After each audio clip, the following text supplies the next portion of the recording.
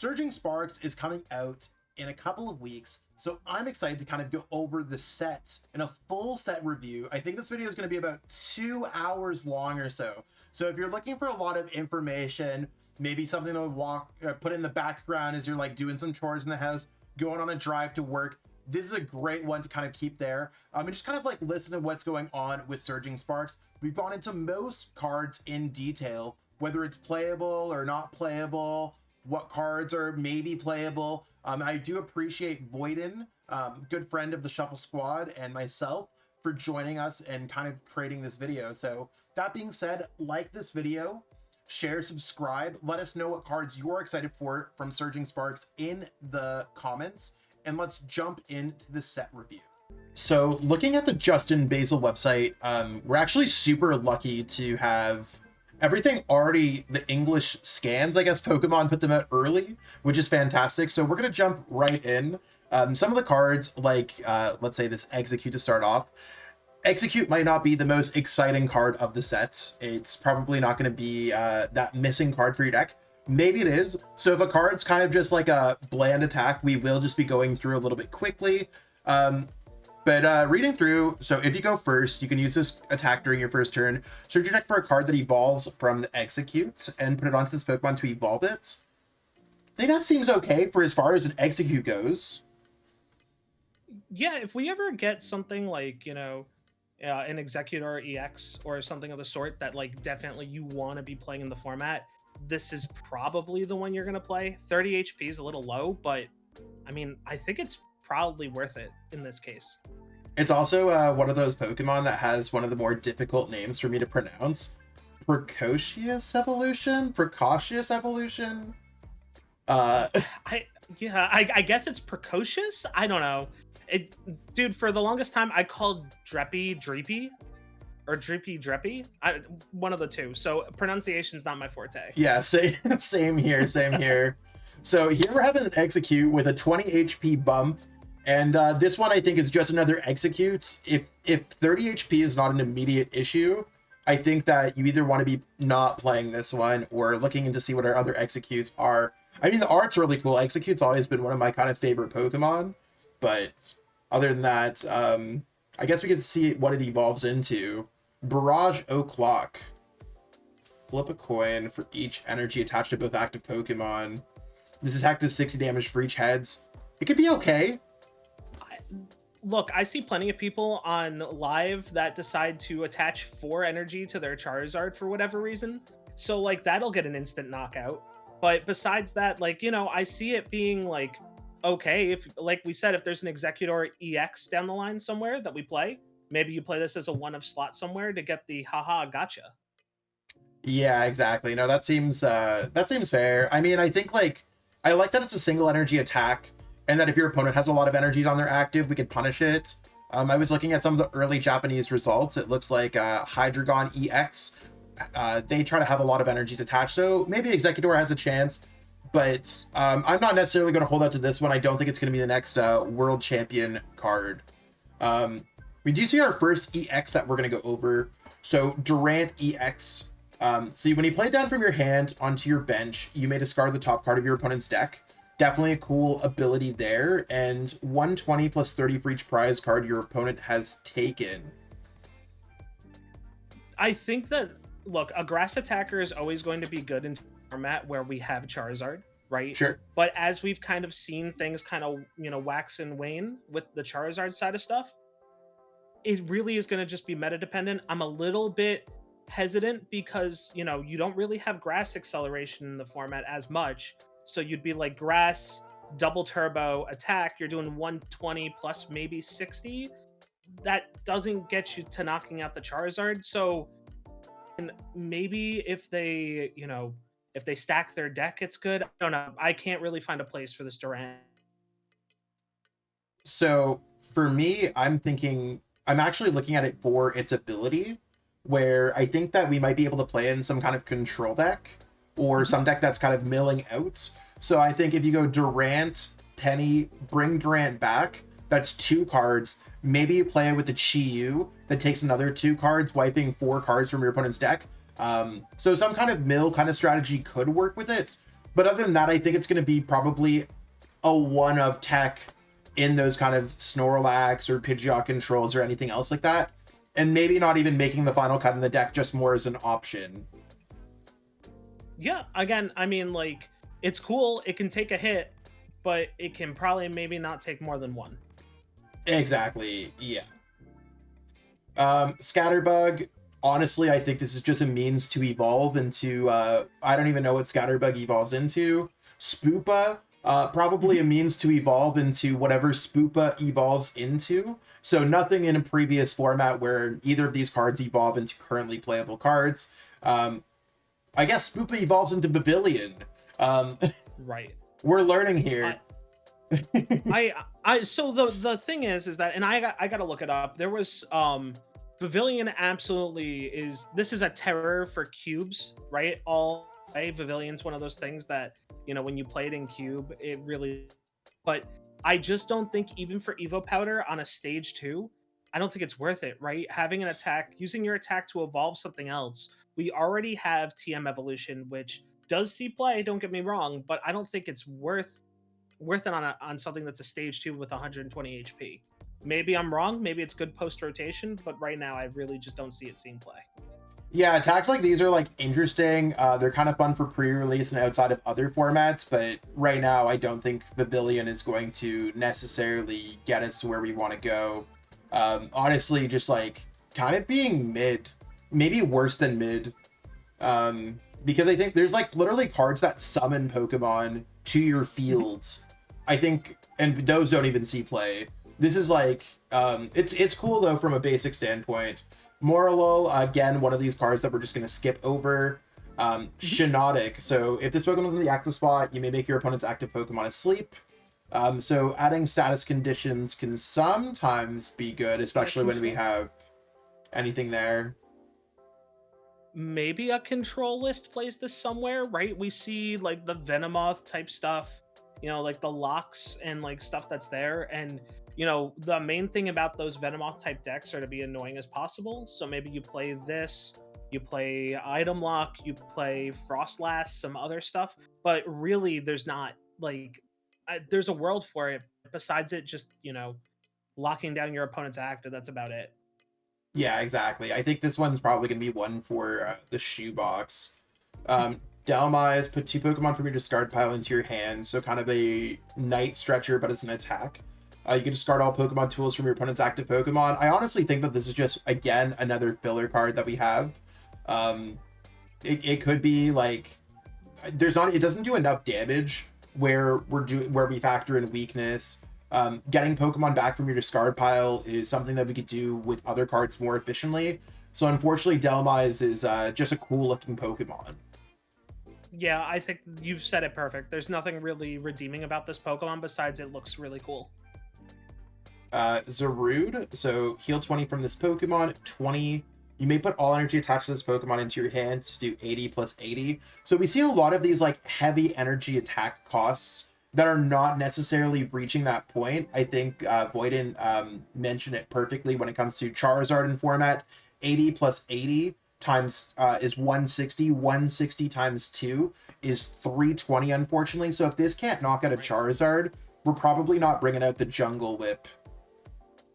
Yeah, well, it's again, it's all about meeting that magic number, right? The magic number against Charizard's 330, and you know that's without any tools attached or anything of the sort. So exactly, we got Capsakid and means to evolve. I think there's some other Capsakids. This one is a 1 retreater and 70 HP, so maybe it's not too bad.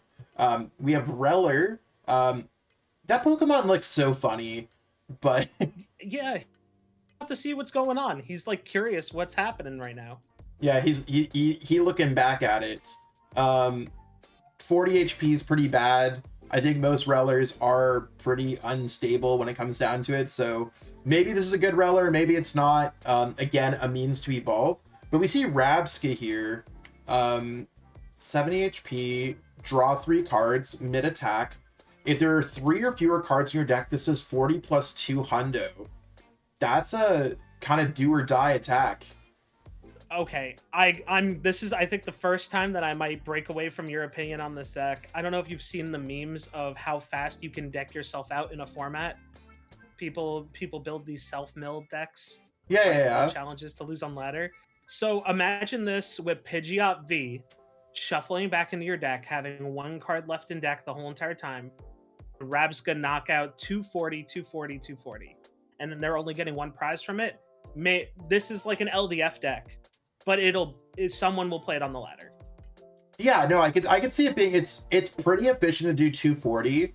And I think later on this set we're gonna see I think it's Brilliant Mixer or Energy Blender or whatever it is. You get to discard 5 cards from your deck. We have Earth and Vessel. So if there's a way to discard cards and we could have some kind of single prize card attacker that we can kind of go over and maybe play Super Rod to get them back, I think this could be kind of meme deck status, League Challenge deck status, maybe even more. I think that if you're running a Rabsca, the other one that can protect your bench, maybe Counter Turn isn't interesting. You could run a 1/1/1 line to sometimes differentiate. I actually don't hate this card, but I think it's probably not going to see as much play as what we might imagine. I think the last thing I'll say about this is that this might be so more decks are moving away from Manaphy with Lost Box, and so my thought line is that maybe if they need it again or they need something to just help overall, they might take the other Rabsca, which means that if they're doing the other Rabsca, this might become an alternative attacker in that list. Now, Lost Box can do whatever it wants. We've seen it all over the format doing crazy things. But that is my pipe. That's like my Hail Mary like prediction of the future. So yeah, I don't disagree with that. We see Wo-Chien. I actually saw this, I think, in a few lists, some early Japanese success. If there are 3 or fewer cards in your deck, so kind of going with the same Rabsca theme, this attack does 120 to 2 of your opponent's bench Pokemon. I think what I saw this in was some Lost Zone box decks that they were teching this in. So towards the end of the game, they might be able to kind of get an extra Radiant Greninja kind of attack out where they double spread. Yep. And then its second attack plays into it. So maybe we could see some Wo-Chien Rabsca kind of grass box. But I think Wo-Chien might actually just end up being a tech in some decks that can kind of find a way to get grass energy in play. Well, again, right, this is like the this reminds me of what Kyogre used to do back in the day with Lost Zone, right? You discard the top cards of your energy or to hit energy and then deal damage based off that. I really feel like this might just be an easier way to play that type of mechanic. So this slots really well in Lost Box, in my opinion. So yeah, no, 100%. And I mean, I think there's a lot of decks that just have grass energy. Like earlier today, I was playing with PJ from the Shuffle Squad. I was playing a Pikachu deck, and the Pikachu EX deck actually takes grass energies. So by using Crispin, you could power this up late in the game. I think Wo-Chien actually has what it takes to be kind of that one of tech card. And then we go back to the Execute. So yeah, we'll scroll down here. So that was fire or grass type. So just to give everyone kind of the recap of what we think Execute might be okay for if you're evolving into an Exeggutor. Durant might be okay if you're trying to run a control deck. And then we have Rabsca as a potential meme deck. And we have Wo-Chien as a pretty powerful tech. Anything there that we're missing, Voided, or do you think that summarizes grass? No, I think that is probably the best way we're going forward with this. I don't think there's, and that's even stretching it to say that a lot of those are playable. For sure. Well, we'll see exactly a fire. I mean, we started with grass. I think there's definitely got to be a better type out here somewhere. So Vulpix means to evolve, Ninetales. So 50 and 30 damage to one of your bench Pokemon. Do you think that the 50 plus 30 to one of your opponent's bench is enough to get there? No, this is like a low power cube special, right? Like you throw this in the bulk box, you pull it up because you want to do a basic stage 1 line. This is definitely some fodder, some chaff. Yeah, I think that Ninetales is more maybe a pre-release card, something like that, not necessarily cutting it for standard. Paldea and Tauros looking mean here. Spirited Tackle 90, if they're a stage 1 Pokemon. This attack is 90 plus 90. I think that unfortunately we're going to see Paldean Tauros not making it through, just because a lot of stage 1 Pokemon have gone absent because of rare candy. Stage 1 attacking decks typically don't have 180 HP a lot of the time in my experience. So I think Paldean Tauros is probably just not going to see the light of day. You know, the thing is that if this card was so close to making it, if it said if your opponent's active Pokemon is not a basic, I would say that this might be playable somewhere, right? Because we do have Charizard that accelerates. You know, you don't have to rely on double turbo. But it's just not good enough. And it stinks because this is a cool card. It is a cool card. We have Ho-Oh, another cool card. So if you have any Tera Pokemon on your bench, this attack is 100 plus 100. Again, kind of bringing up that Charizard. Charizard could power up Ho-Oh, could hit for 200 damage because it is a Tera Pokemon with the Charizard. It is a fire type, so giving you some different type advantage from being dark type. I think Ho-Oh could be okay. Probably going to be more of a mid tech option. But there could be, if grass is a popular type in the future, I could see Ho-Oh being a strong single prize card option. Also, depending on if the steel Pokemon that end up coming in, spoilers, right, for people that haven't their videos. But you know, with steel becoming more relevant in the format and them having weakness to fire in certain parts, this might be a relevant attacker, but who knows? Because there's a bunch of other better stuff out there. Exactly. Cast form, Sunny form. So you can burn, move all energy from this Pokemon to one of your bench Pokemon. It's cool to see the cast forms coming back, unless there's some cool cast form mechanic I'm missing. I feel like cast form is going to be sitting in the shoebox. Yeah, I mean, look, the cool thing about this card is that it has free retreat. That's it. That is true. Sometimes it's good to have a 70 HP free retreat, so that's why it's always good to have a second set of eyes, because sometimes you just need a free retreating Pokemon that you could search out with Buddy Poffin. Attacks used by your Evolution Fire Pokemon do 10 more damage to your opponent's active Pokemon. I don't know if I have any Evolution Fire Pokemon that are really attacking in the current format. I'm trying to think of it, but Victini is certainly an option the way we've seen Zapdos used in Miraidon EX decks. Is there any kind of Pokemon that you could think of off the top of your head? No, I don't even think that... man, I was gonna say Entei, but that's not even an Evolution Fire Pokemon.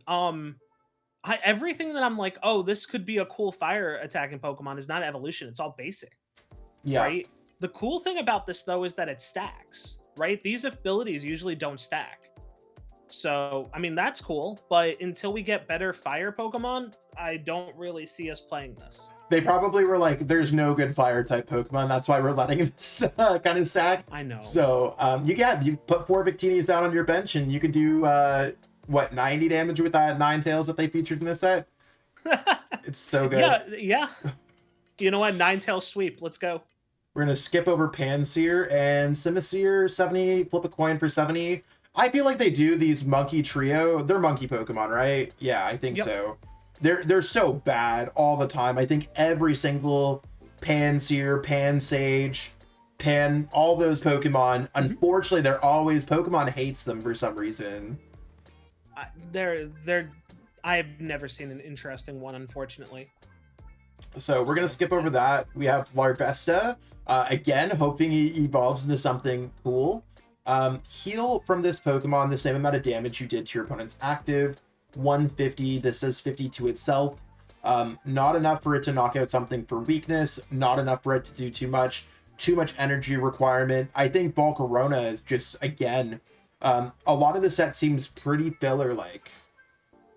And that's okay, right? Like, some people want to see their favorite stuff for collecting, and the art is really sick.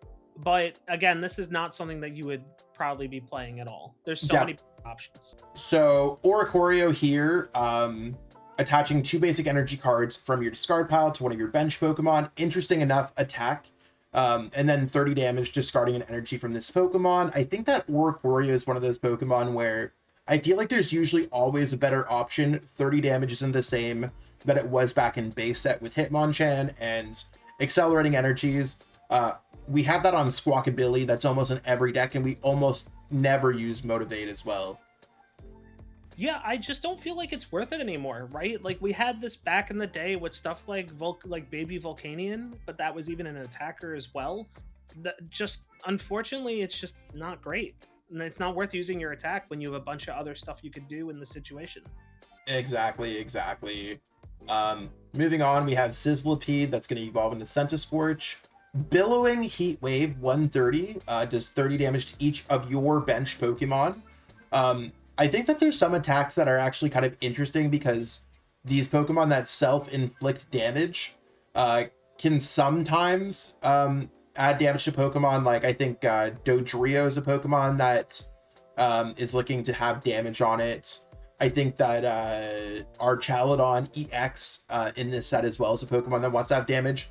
So if you could pair Centiskorch with the right Pokemon, I think that's a chance. Yeah, Hisuian Zoroark V cares about having damage on your Pokemon as well. So being able to have a hitter that can just, deal 130, maybe you boss his orders something up, deal 130 to knock out something with lower HP, set up your whole entire bench for your Hisuian Zoroark V-Star, maybe that's a path, but, we would have to see what else is in the format to really, go with that game plan.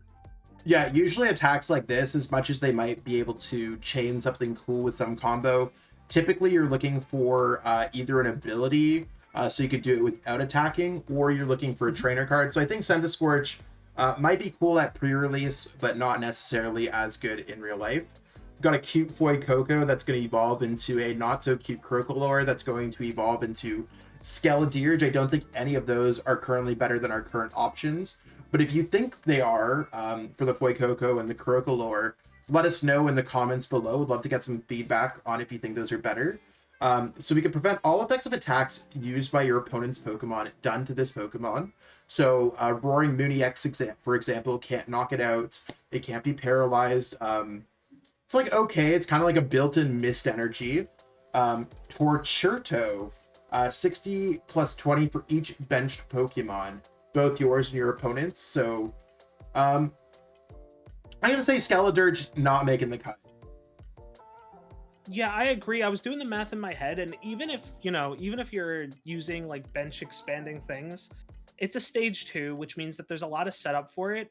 And maybe if you had a little bit more base damage on it, maybe if it was like 100 base damage plus 20 more for each bench Pokemon, why would you play this over something like Palkia, which kind of can set itself up?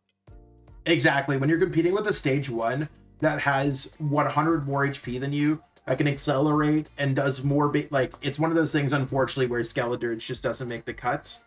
We do see Charcadet. This is actually, I built a Ceruledge EX deck, which I don't know if it's fire or psychic type. It's definitely one of them. Doing 20 damage. I think this is just probably the ideal 70 HP Charcadet, because it can do a little bit of base damage. So if you are playing Armarouge or Ceruledge, you probably want to pick up these Charcadets. But we do have, I guess we have another one. This one, reason why we're not going to pick up this one, even though its art is infinitely cooler, 2 retreat cost is going to kill it, because you want to be able to retreat your Pokemon. We do see Armarouge here. Really looking at it for discard all fire energy attached to this Pokemon. This attack does 180 to one of your opponent's benched Pokemon. Could you see that being played in any of these decks that can evolve? So, we've been seeing a lot of Armarouge type style lists before, right? So, for a while, we've had these, Magma Basin lists that have been floating around, right? Where you use the other armor, the ability to move fire to your active, right? And moving stuff along Pokemon that goes along with it. It doesn't matter. The whole entire point is that I could definitely see this being played as a one-of if you're playing that fire acceleration list. The other Armarouge that just lets you move around your fire energy like it's nothing is probably one of the best pure fire cards that are out there.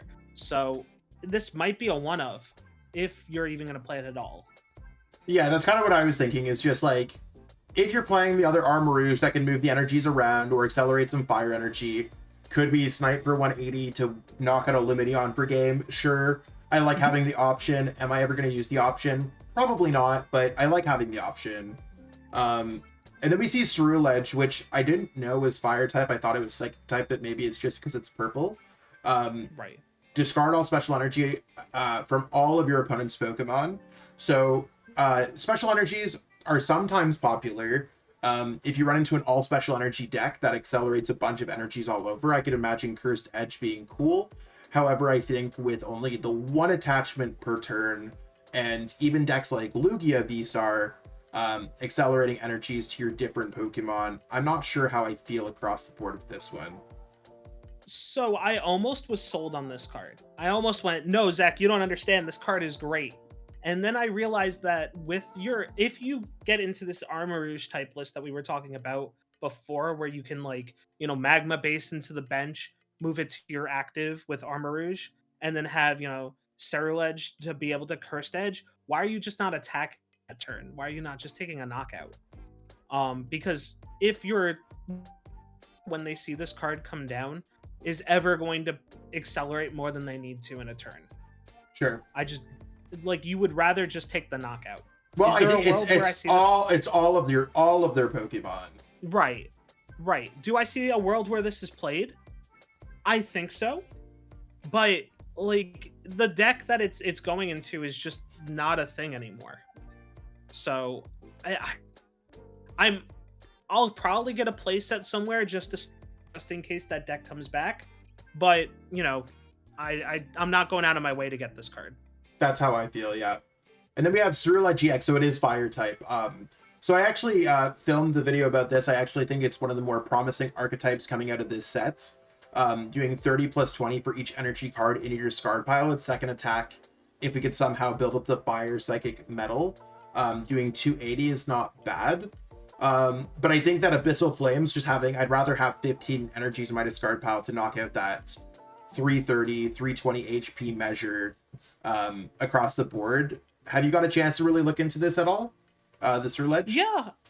Yeah, I think this card is really cool. I've seen a bunch of there's a couple cool things with it. One is that it's a Tera Pokemon, right? So you get to enable stuff like Glass Trumpet, you get to enable Noctowl, and you get to just essentially turn on that whole Terra engine that they just printed, and you play Crystal if you want to.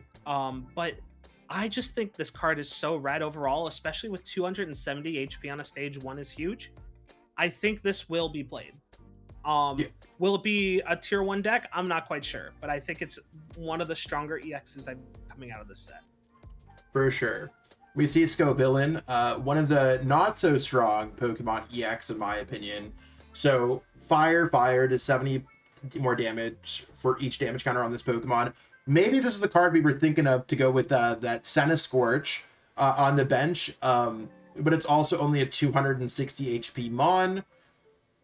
I think it's a little bit low. I'm trying to think, let's say if Senna Scorch's attack, we're hitting for 220 for 3 or for 2 fire energies. Maybe not as much as I want it to. So if you have 5 damage counters on Scovillain, that might be kind of cool. But I think otherwise, you're not really getting those Okos the way that you want. You're probably just going to get knocked out in response. Yeah, I think this is definitely one of those things that you have a lot set up for not a lot of not a huge result, right? So you can use stuff like Damage Pump, you can use stuff like Brace to kind of keep it alive to stop it from getting one hit, right? But there's just so much work to essentially just have, something like Dragapult pick it off on the bench after you get all this setup done. Exactly. Or someone beaming you down with double Dust Noir or something where you're trying to build it up. So yeah, it's just not worth it. Yeah, that's kind of where I'm at. And then we have Gouging Fire. Beautiful card. 30. If your opponent has 4 fewer prize cards remaining, this attack does 70 more damage. I think this is actually an okay attack because we could maybe play it as a single prizer in a Gouging Fire EX deck. We could power it up a few different ways. Hitting for 170 is certainly not bad. They can kind of break things up single prize card wise. So the numbers seem there. Are there any use cases that you might find, Voidin? So, okay, do we want the realistic way that we go about it, or do we want to go like, the most outlandish way I could see this being used? Let's go realistic. I try to keep I try to keep it real with the channel. I mean, if anyone wants to play me fun ideas, that's cool, but we're usually we try to keep it pretty competitive here. Well, yeah, of course. I don't think this is... Look, we are in a format where Dusknoir is king. I think that you're going to attempt to set this up once. Although Gouging Fire does play Energy Switch plus, plus Sada's. So, yeah, I could see this being played. It's not going to be played more than as a one-of for when you need to hit something like a Mimikyu, or when you need to, punch through and just do an even price trade in Gouging Fire. But, it's good. It's good enough, right? And that realistically, as attackers for these lists where you're trying to slot them in, good enough is usually what you need. Yeah, that's valid. That's valid. And then that brings us back to our vault picks. So for every single section that we have, we'll kind of go over the highlights. So we saw Fire was pretty disappointing across the board. I think we have that you should pick up Charcadets because these tend to be the better ones. We have Ceruledge EX. Seems to be pretty good, and there's a couple cards that you might want to pick up some of, like a one of Gouging Fire, or a one of Ceruledge, or a one of Armarouge. But really, we're looking at the Charcadets and the Ceruledge line here. Right. Let's hope that water's a little bit better, because so far, Grass Fire, not the most exciting. It's looking like it's a Ceruledge kind of easy pickup. Go to your local game store or kayfabe cards with $10 and walk back with change. Paldean Tauros. You may put 2 energies attached to your opponent's active stage 2 Pokemon into their hands. I actually kind of like this attack. That I think, like, in the middle of the game, you could slap on a double turbo. Maybe you're playing a control deck. You play against a Dragapult or a Charizard. You Ono them to 3. And you're like, by the way, your energy's gone. Yeah, I really like this attack for the reason that, this card kind of stinks if you start it, right? But later on in the game, I could definitely see someone being like, hey, look, I'm playing against Charizard, where the way that Charizard usually attacks is by playing their Charizard and then accelerating, right? Just being able to return those 2 energy to their hand, even against something maybe like, I don't want to say like Lugia, because I don't think that's really where this use case is. But, being against Charizard or something, this is huge. Yeah, exactly. Mantine, 30, does 50 damage to one of your opponent's Pokemon. Unfortunately, Mantine's going to fall under the filler of the set. Mm-hmm. We have Feebas. I think most Feebas are chilling at 30 HP. The switch this Pokemon with one of your bench Pokemon, not the worst attack. But I don't know if it's going to be a good Feebas or not. But we do see Milotic EX prevent all damage from and effects of attacks. So prevent all damage and effects of attacks from your opponent's Tera Pokemon done to this Pokemon. So we see a different kind of safeguard, this time from Tera Pokemon. I don't hate this.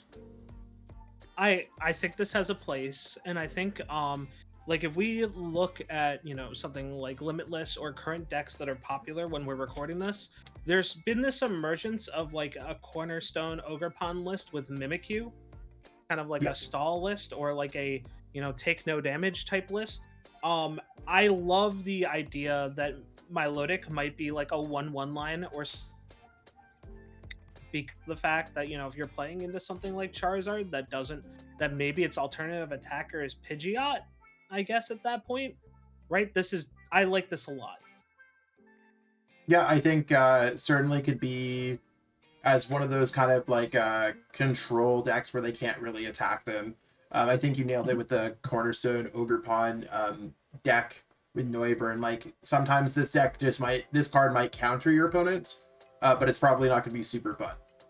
We have Spiel, shout out Spiel. It's going to evolve into Celio, and Walrein is a card that I was actually looking at a little bit. During your opponent's next turn, Pokemon that have 2 or less energies attached to it cannot attack. So that Raging Bolt cannot use Bellowing Thunder unless it has a 3rd energy attached.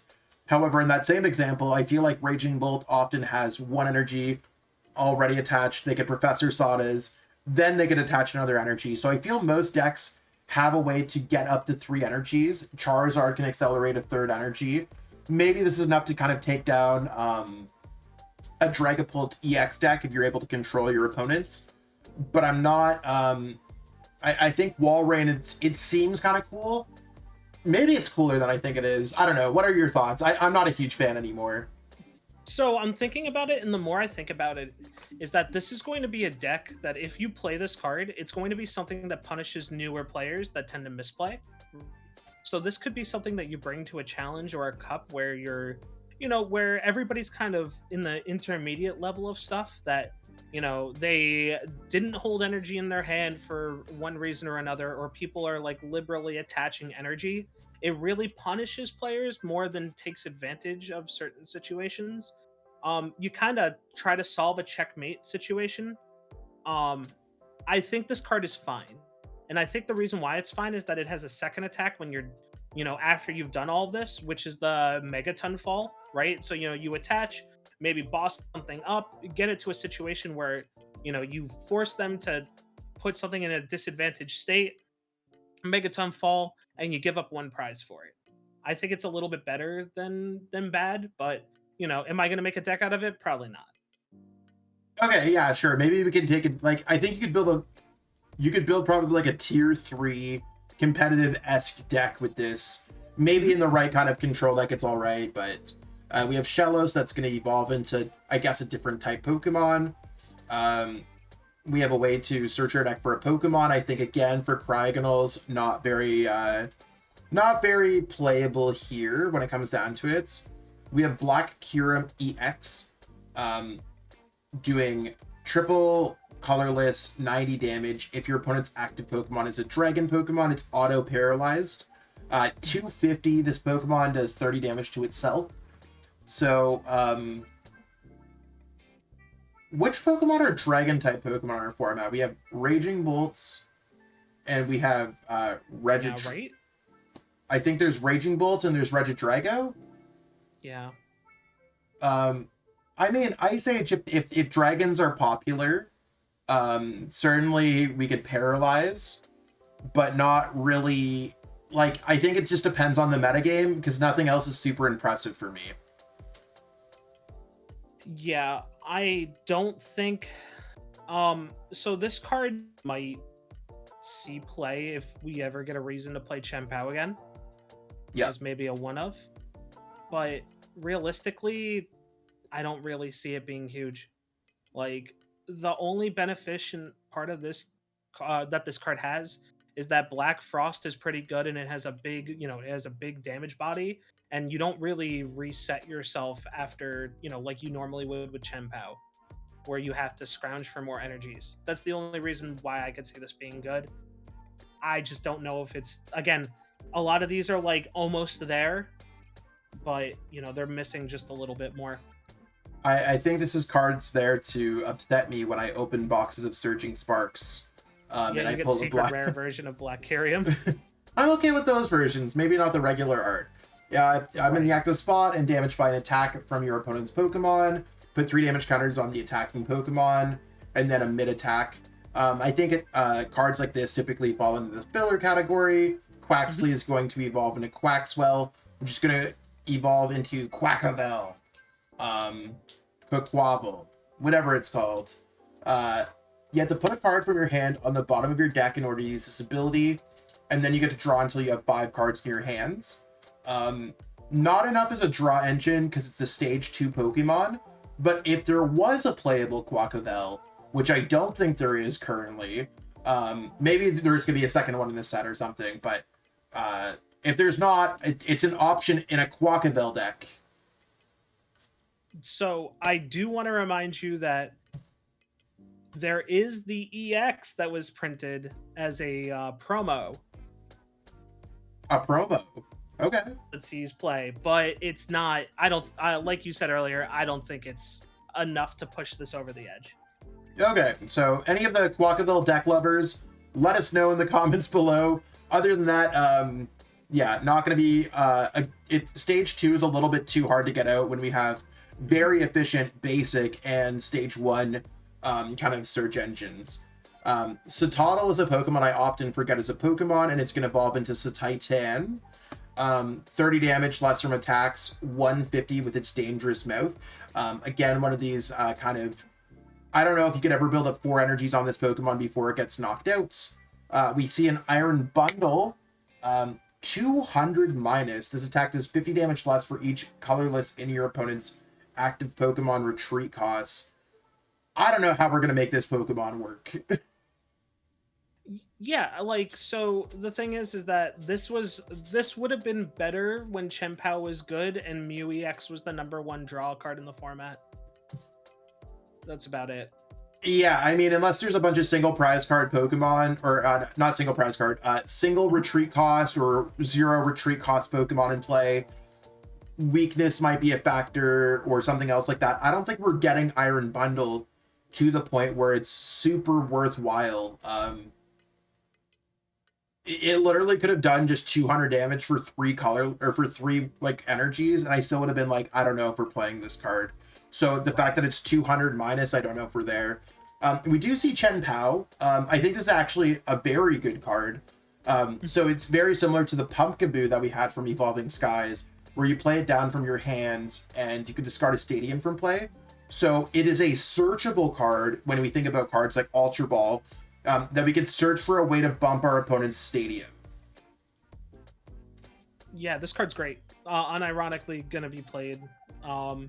And if you're playing, if one of these water acceleration decks becomes a thing, right? It can even attack and save 1 energy. Yep. I think it's a overall pretty good card. Yep, I think so too. You definitely want to have some Chien-Paos on you because you might want to bump your opponent's Stadiums. And then we get back to the Paldean Tauros. So water was like okay because we have the Paldean Tauros, which might see some play in a control build. We see that there's the Milotic EX that might end up becoming a tech or its own deck because of its Sparkling Scales ability.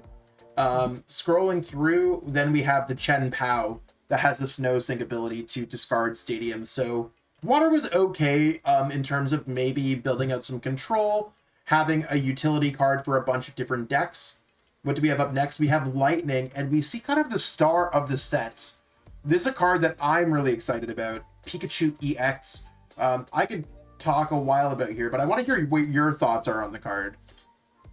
I hear so many people being like, look, this card is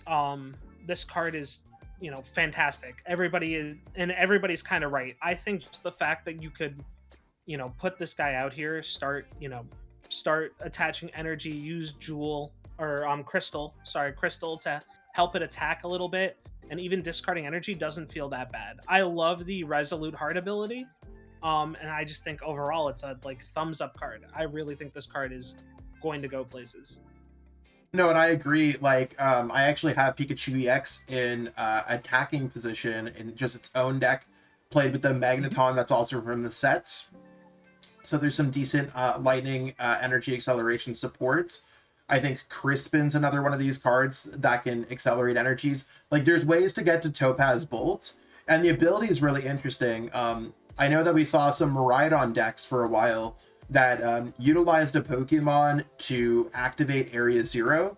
This is a very good Pokemon to activate Area 0 because if they bring up the Pikachu, they can't one-shot the Pikachu unless they're doing from an effective an attack, or they can place damage counters beforehand. So the Pikachu has a little bit of sturdiness that other Pokemon don't have that makes up for its terrible HP. 200 is so bad right now. Yeah, and you know what though? Remember how you were talking the fact that we might be playing certain Durant EX as a control piece? Pikachu EX might be a control piece in itself as well because it can't be one-hit KO'd. And you play stuff like Penny and Turo and things of the sort. It might be, the face of, that Wailord back in the day that would just sit up front and just tank attacks. Yeah, 100%. And we don't really have a great way to shut off Pikachu's ability. So Pikachu definitely a mainstay of the formats. We have Magnemite, which is a means to evolve into Magneton. So this is the card that I currently use to power up my Pikachu EX, because you can grab up to 3 of any kinds of basic energy cards from your discard pile and attach them to your lighting Pokemon in any way you like. also good to power up things like Miraidon, Iron Hands. There's certainly a bunch of opportunities there. It might seem like a drawback to many, but knocking yourself out to use that ability is fantastic with Counter Catcher, Roxanne, Iono, things like that. Are there any other use cases that you think of when it comes to this card? I think a lot of people don't realize that we're in a format. Sorry, not to completely die. I don't think that's really as worth it with Magneton. I think you'd rather just do it in Miraidon or in Pikachu, but a lot of people don't realize that one prize isn't really going to cost you the game when most of the attackers, if not all the attackers in the format, are 2 prizes. Yeah. So, you know, you still lose to 3 knockouts anyway. So having 1 Magneton activation isn't going to lose you the game. Exactly. And I think this one's also, if I recall correctly, the promo version of this, the full art version, comes with the ETB, I think. So that's a really cool looking card. We could evolve it into Magnezone if we want to, but I don't think we're necessarily going to do that because, again, the attacks are pretty high, high cost, and they're not necessarily getting to where we want them to be. I don't really see much use for our boy Magnezone here. No, I don't think it's a good card. So we see Rotom. This is a card that's definitely in on social media. People are like crushing Pulse. So your opponent reveals their hand, discard all item cards and Pokemon tool cards you find there. It's kind of scary. Like you open up a hand with 3 rare candies, and your opponent's like crushing Pulse, discard them all. Kind of like a supercharged Eerie. I like it. I think it's really good. I think it'll be good.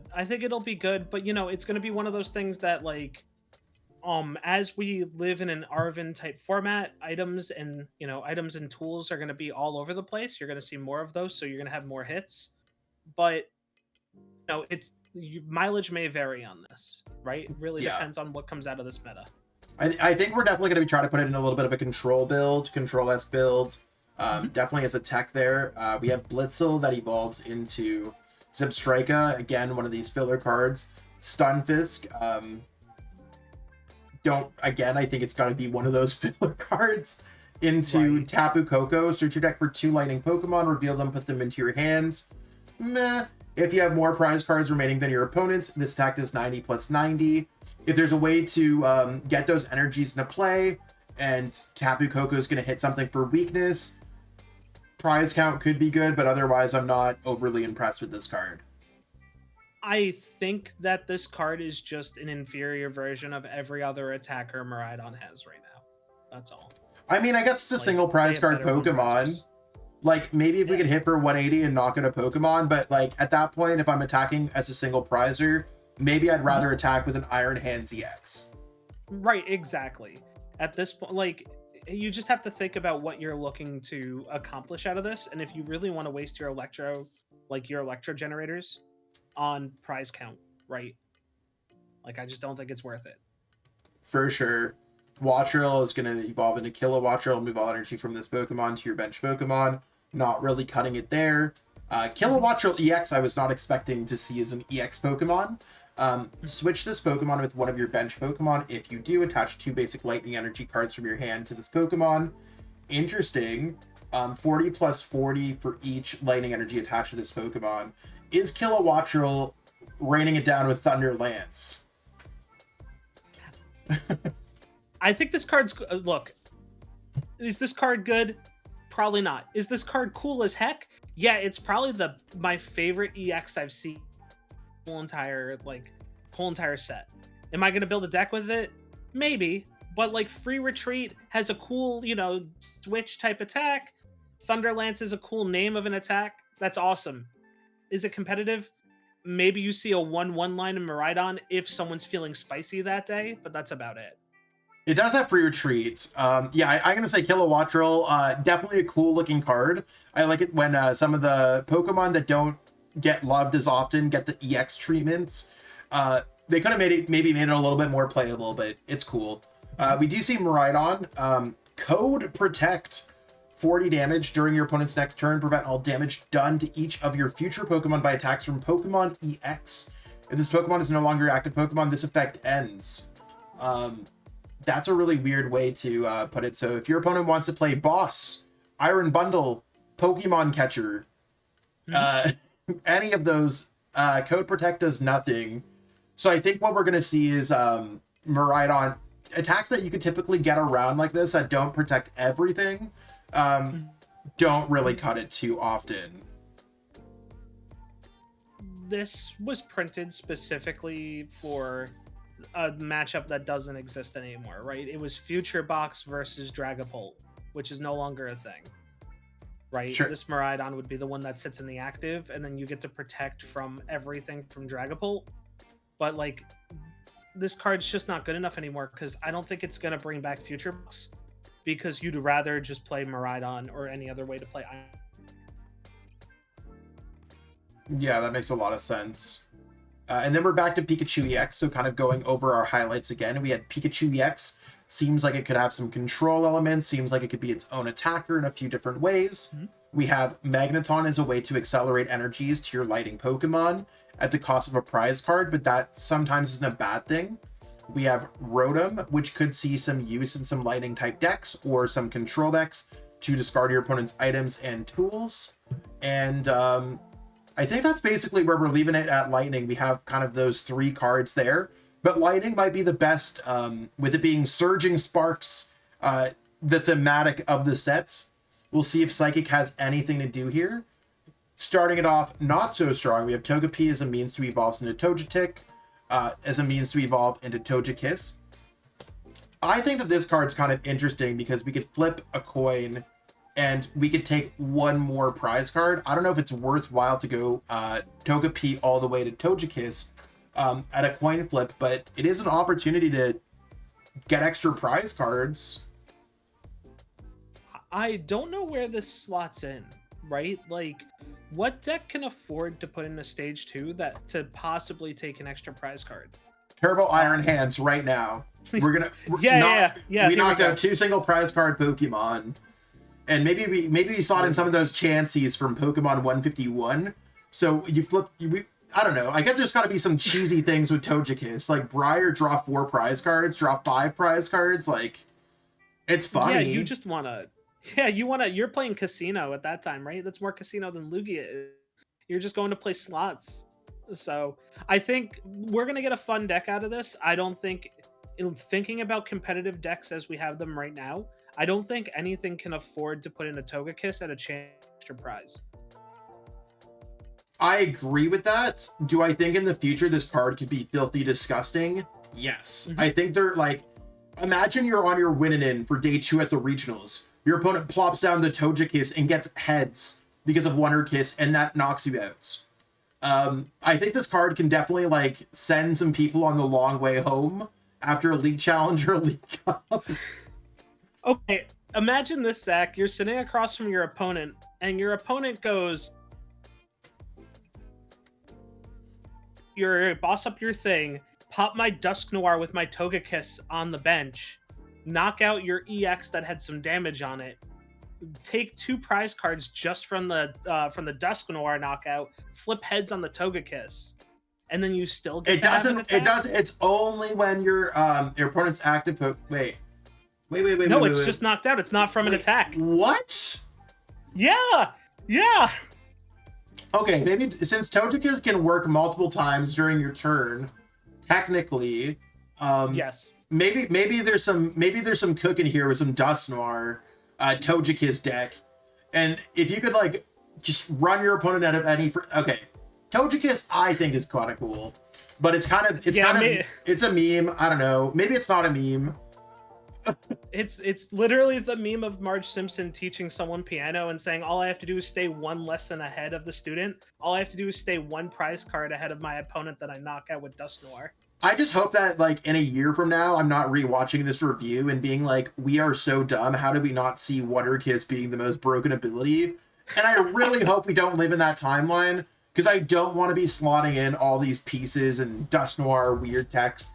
But the potential is there. Drawing extra prize cards is one of those abilities, it's one of those like game-breaking mechanics where you never want to mess with, in a way where like we see Arceus Dialga, Iron Hands, Briar, like almost every single weekend draw extra prize cards abilities does see success. Right. Marill's a means to evolve into a Azumarill. If you have any Tera Pokemon in play, this Pokemon can attack Double Edge for just Psychic Energy. So it does 230 for Psychic Energy if there's a Tera in play.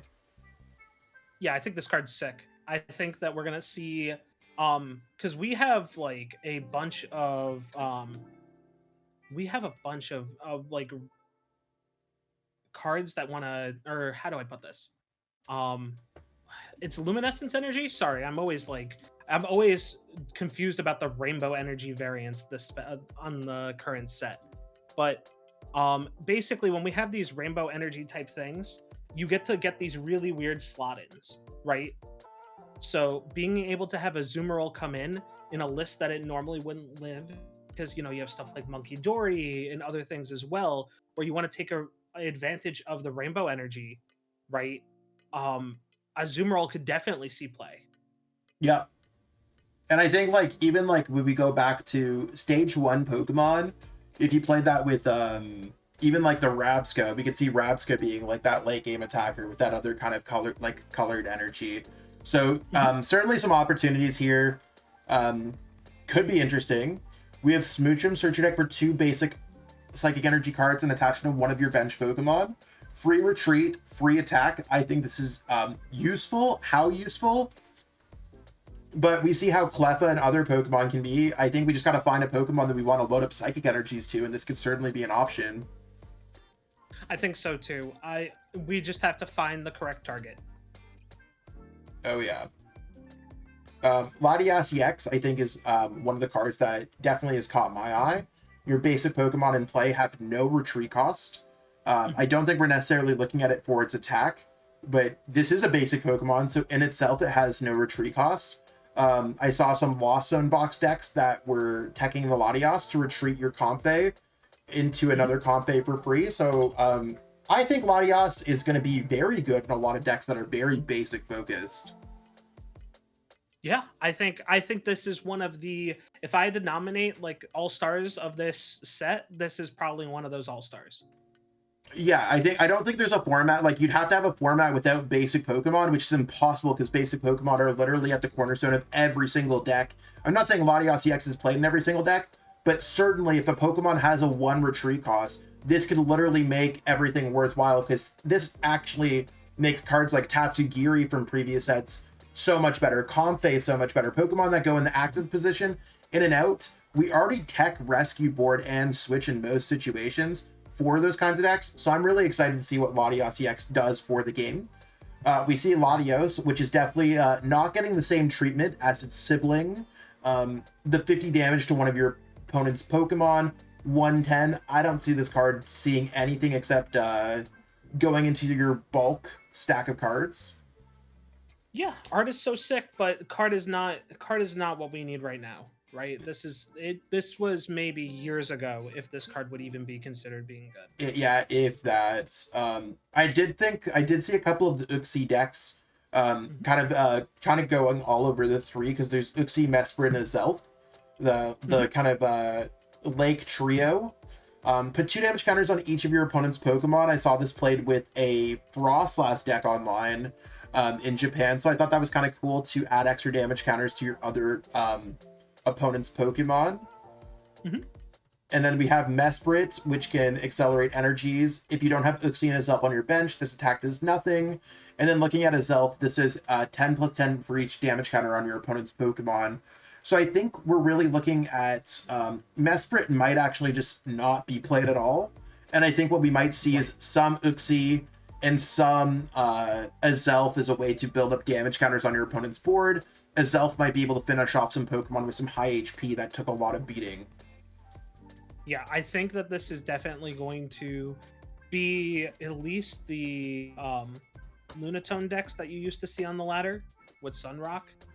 I don't know if you remember that, where you used to discard. This has the very much that type of feeling, where it is a list that you'll definitely see a lot of, because people love when cards synergize together. like this, this blatantly. So definitely a thumbs up from me. I think it will be super cool to bring to your shop on League Night to be like, hey, look, let's play a game. Look at this cool list that I have. Exactly. Moving into a very cool Pokemon. I think the art in the set is fantastic. Sigilyph, I think, is not going to cut it here. It's not necessarily meeting up the basic standards of our game.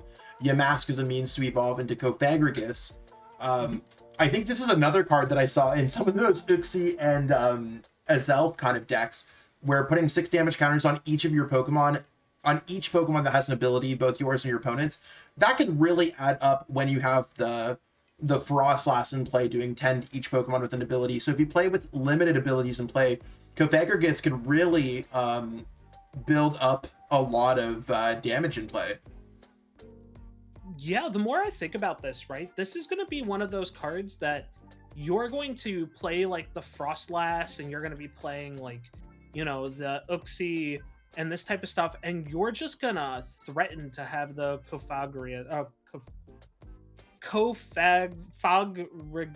my gosh, you threaten this Pokemon. I'm going to pronounce the name.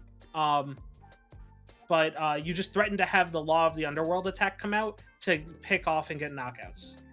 Exactly. We have Esper. Esper, a means to evolve into Meowstic. So if you discard a Chill Teaser toy card from your hand in order to use this ability, you can switch in one of your opponent's bench Pokemon. So it's a built-in boss if you discard the cat toy, basically. Something like this could be really cool in a control deck, because if we have a way to get back those cat toys over and over and over again, we might have a way to literally maybe just like retreat lock our opponents, because you could play another supporter at the same time, like Silene or Team Yalcheer or anything else like that. And along with that, maybe you play like Snore. Well, this doesn't need to be in your active, right? So no. You play this, maybe goes in Snorlax, where you have Snorlax in there to block. So yeah, I could see it. Yeah, I don't hate it. And then we have Sylveon EX, one of the cool cards coming out of the set. So we have, I like it for its Angelite attack. So choose 2 of your opponent's bench Pokemon, shuffle those Pokemon and all cards attached to it to your opponent's deck. If one of your Pokemon use Angelite during your last turn, this attack cannot be used. But reasonably, we can use Angelite, rip back a Charizard, rip back a Pidgeot, and put our opponent in a tough situation. In general, I've seen a lot of Lost Zone box decks adding Sylveon in there, so they could deal with the small Pokemon like Charmander, Dreepy, whatever, with Sableye. And then Sylveon EX can rip up those big Pokemon if things starts getting a little bit scarier later on in the game.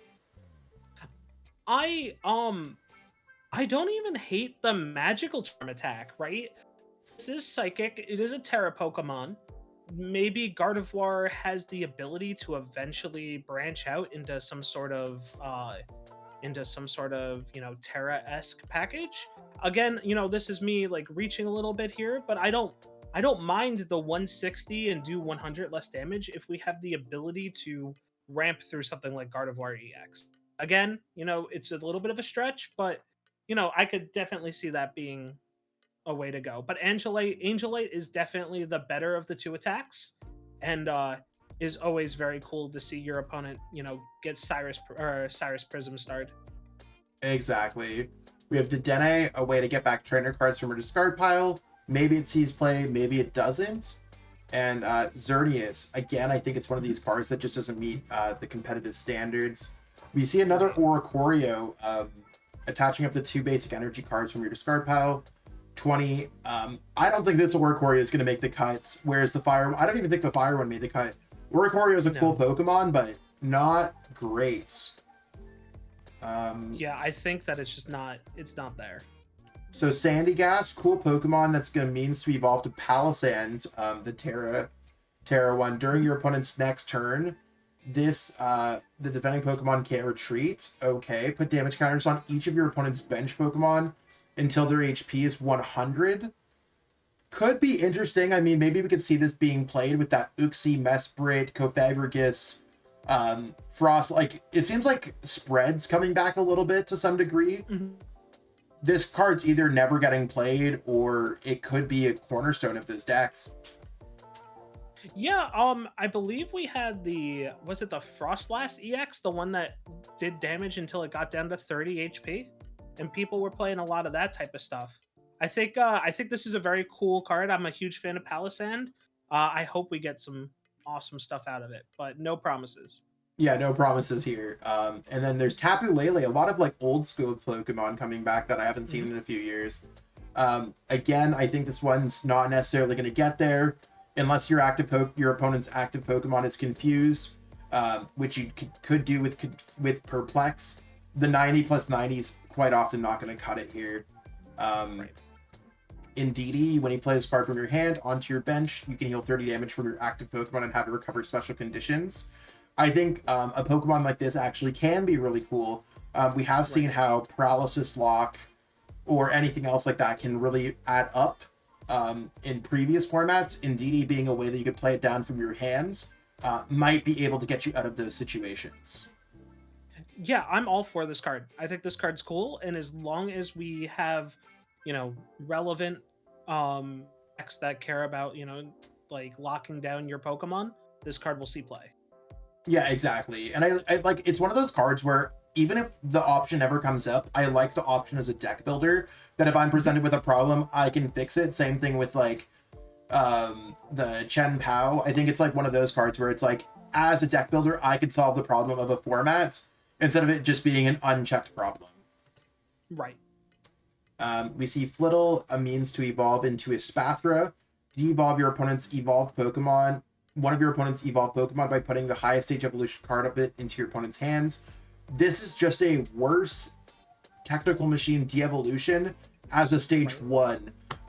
That's going to give it like, this is like a -5 card. Like, if you're spending this time to evolve, I want it to be like, and if you do draw an extra prize card for this Pokemon, like, it needs something that's like takes it better than a trainer card. Right. I love de-evolution mechanics. I think they're so good, especially in a format with Arvin and Rare Candy. But this is not what we need. We see Fluttermane. Sick art, by the way. Move all damage counters from one of your bench ancient Pokemon to your opponent's active Pokemon, considering most ancient Pokemon are chilling at a pretty low amount of HP. I mean, maybe Raging Bull could play this as a way, but most of the time those Pokemon are just going to get knocked out. 70 damage during this Pokemon used by defending Pokemon is 30 less damage. I could see this being played in like an ancient box deck, just as a way to discard more cards, but I don't think this does anything more than Walking Wake, because I don't see ourselves using Perplexing Transfer. The absolute stretch of it, I could see this is in Roaring Moon, when you get into a position where you one-hit knock out something and then you put 200 damage counters on your Roaring Moon. If it does, in a world where they don't get knocked back out, you could Perplexing Transfer, but like that's not even... Your Roaring Moon's going to get knocked out if you deal 200 damage. And if you're not knocked out, I think you're going to be way more... Yeah, exactly. You're going to be way more happy that it didn't get knocked out than being like, perfect, now I can play Fluttermane. Like, I think that's just like... Right. You'd rather just attack them again for another knockout. Exactly.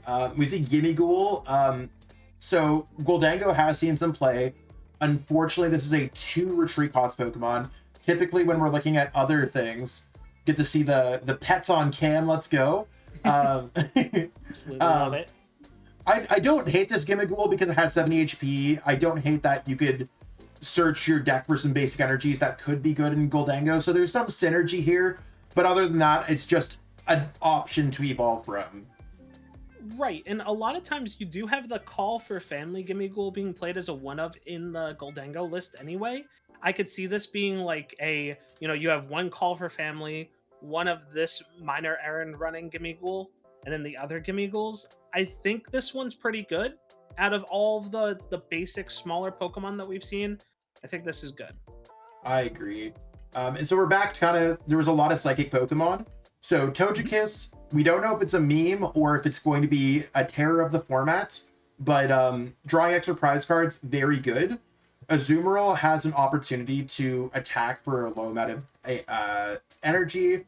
Certainly could be playable to some degree. Smoochum might be some energy acceleration support for psychic type decks.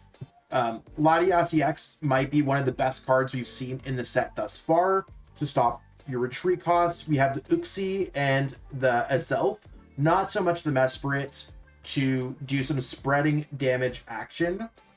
We have Cofagrigus that could also maybe be part of that trio, or some spreading damage in general. Alongside, we have the Palisand that can also do that. Sylveon EX looks to bring some disruption with Angelite and Magical Charm. Meowstic might be a Boss's Order-esque card for a control deck. We have Indeedee as an option to stop some special conditions. And we might have found the best Gimmighoul in format. Obviously, we have to see what the other Gimmighouls could do. But Psychic was not disappointing at all when it comes to this set.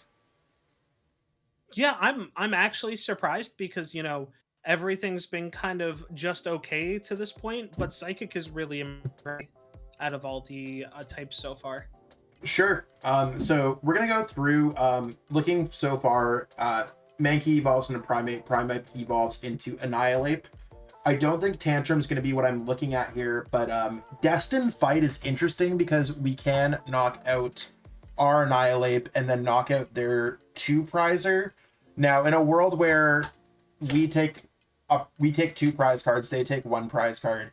Even if we send up a single prize card Pokemon, they can kind of get on that track. So I'm a little bit like, maybe there's a way to stop this with Mist Energy, or maybe there's another kind of, I don't know if Mist Energy only works when your opponent's doing the effects of attacks, but I think if there's a way to make it a one-sided Destined Fight, this card has a fighting chance. But other than that, I'm not, I think this card's like kind of mid.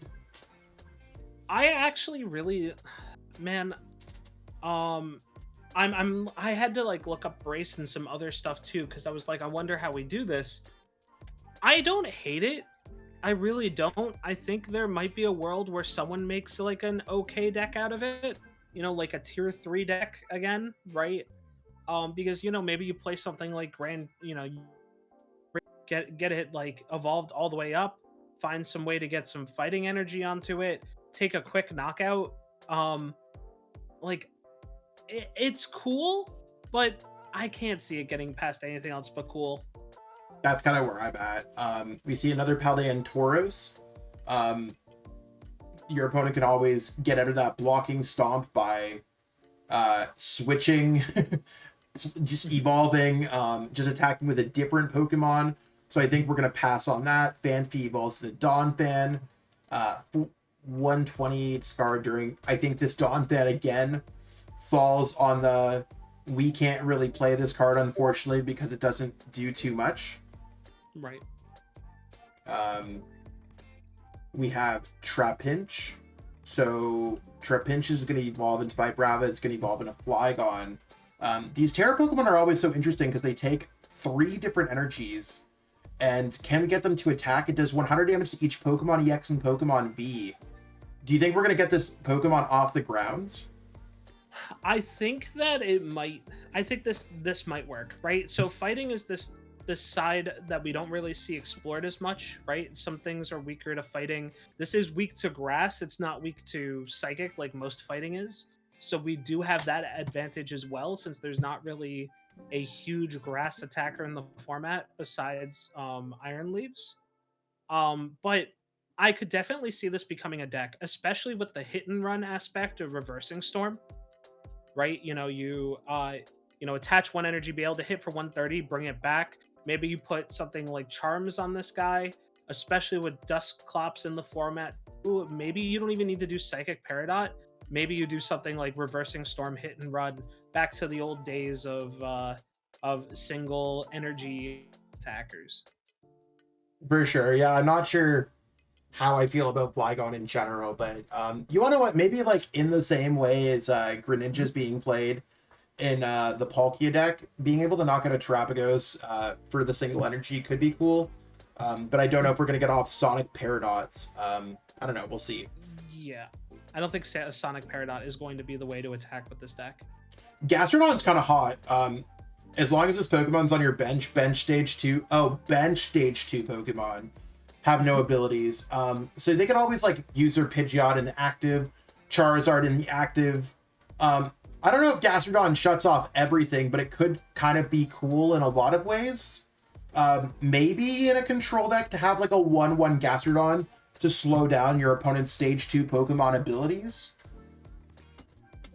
I see this maybe being used with being able to put Fluttermane in the active too, right? I know that's a lot of work to get done, but having a Gastrodon on the bench, yeah, and then you're just like, hey, Charizard, you don't really get to accelerate, you don't really get to search, and then you get all the time in the world that you need to kind of set up.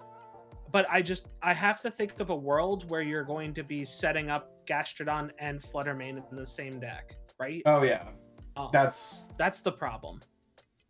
I feel you. It could happen, right? But we're kind of cooking Sticky here. Bind does set up. Yeah, it does stop your own though. So like, there's no world where you go, hey, Gastrodon, set up all this stuff, and then you have your Pidgeot, and then you got to find a way to, I guess maybe you Fluttermane retreat into whatever your stage 2 is on the bench that you want to activate. So maybe there's some like stall aspect. You're like, hey, look, my deck's slower. I'm going to put Fluttermane in the active, Gastrodon on the bench, take a bit of a time to set up against these more aggressive decks. And then, you come out ahead because you get to choose when to break the stalemate. Yeah, I think it's going to be like one of those like cornerstone Noivern decks where maybe if you have Fluttermane in the active, Gastrodon on the bench, you might be able to get through, but then you'll run into Ancient Box and just auto lose or whatever like that. So right, it's okay. I like the option. We have Drillbur. Burrow could discard the top card of your opponent's deck. That's cool. Discard the top card of your opponent's deck. I think that this is a kind of, again, one of these cards that is doing the bare minimum here. It exists. Landorus, again, I think this is another one of those cards where it exists. Pissimian does 20 damage to each of your basic Pokemon in play. It exists. We are unlucky here. Clobbopus evolves into Grapploct, which, I mean, Raging Tentacles, if you have any damage counters, you could do 260. But I think unless we're playing this with Luminous Energy, the Azumarill, Grapploct, like there's a bunch of stage 2 Pokemon that can attack for one color type energy. I don't know how I feel about it. They seem kind of mid across the board, but maybe there's a world where we play a bunch of different stage 1 Pokemon or something like that. I don't know. We've seen this type of list exist in Standard and in Expanded before, where you have a bunch of Pokemon that utilize, like, that have alternate attacking conditions, and you kind of play like this box type aspect where you're like, what for weakness in the moment happen? But yeah, there's so much going on in the format right now. This may not be the deck. The meta's too wide. Yeah.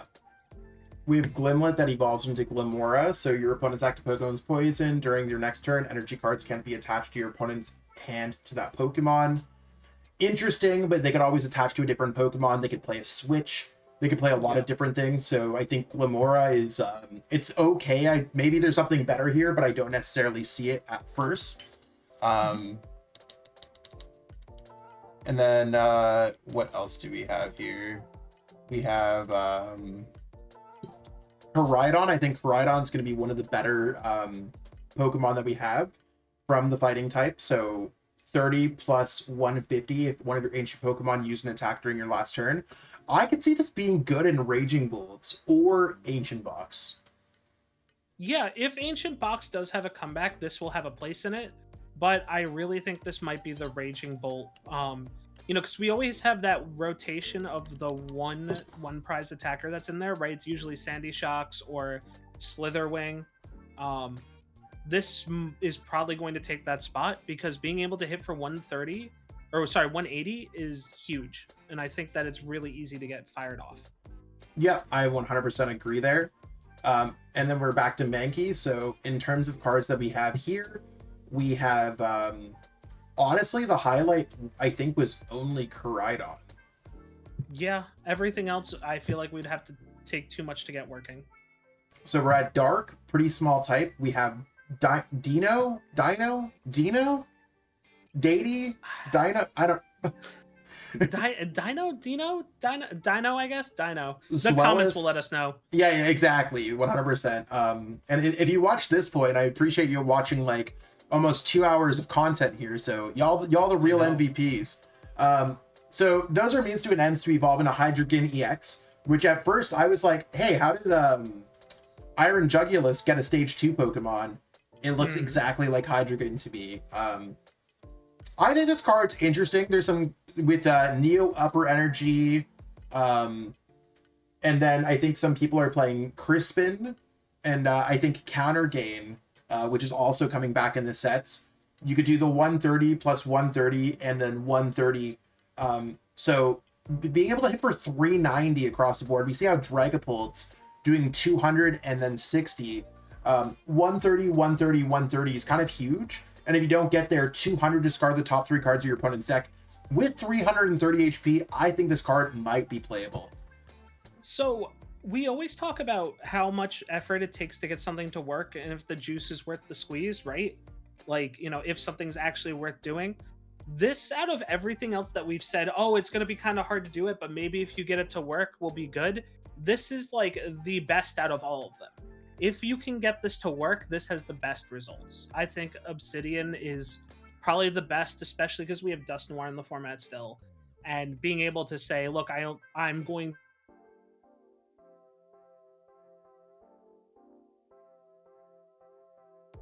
For sure. So we're going to move on. I think Hydreigon might see some play. We'll have to see. Shroodle is going to evolve into Giraffari. Attach up to 3 energy cards from your opponent's discard pile to their Pokemon any way you like. Maybe if we want to damage our opponent's Pokemon. This is a way to counterplay against Gardevoir.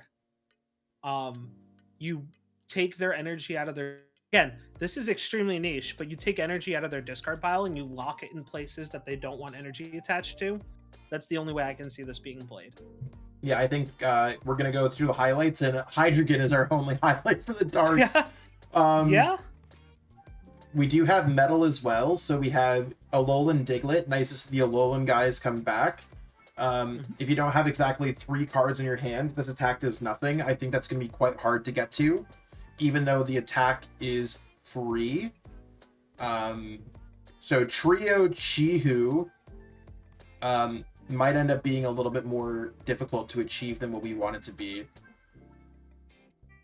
Yeah, I have ideas, but this is not a good card.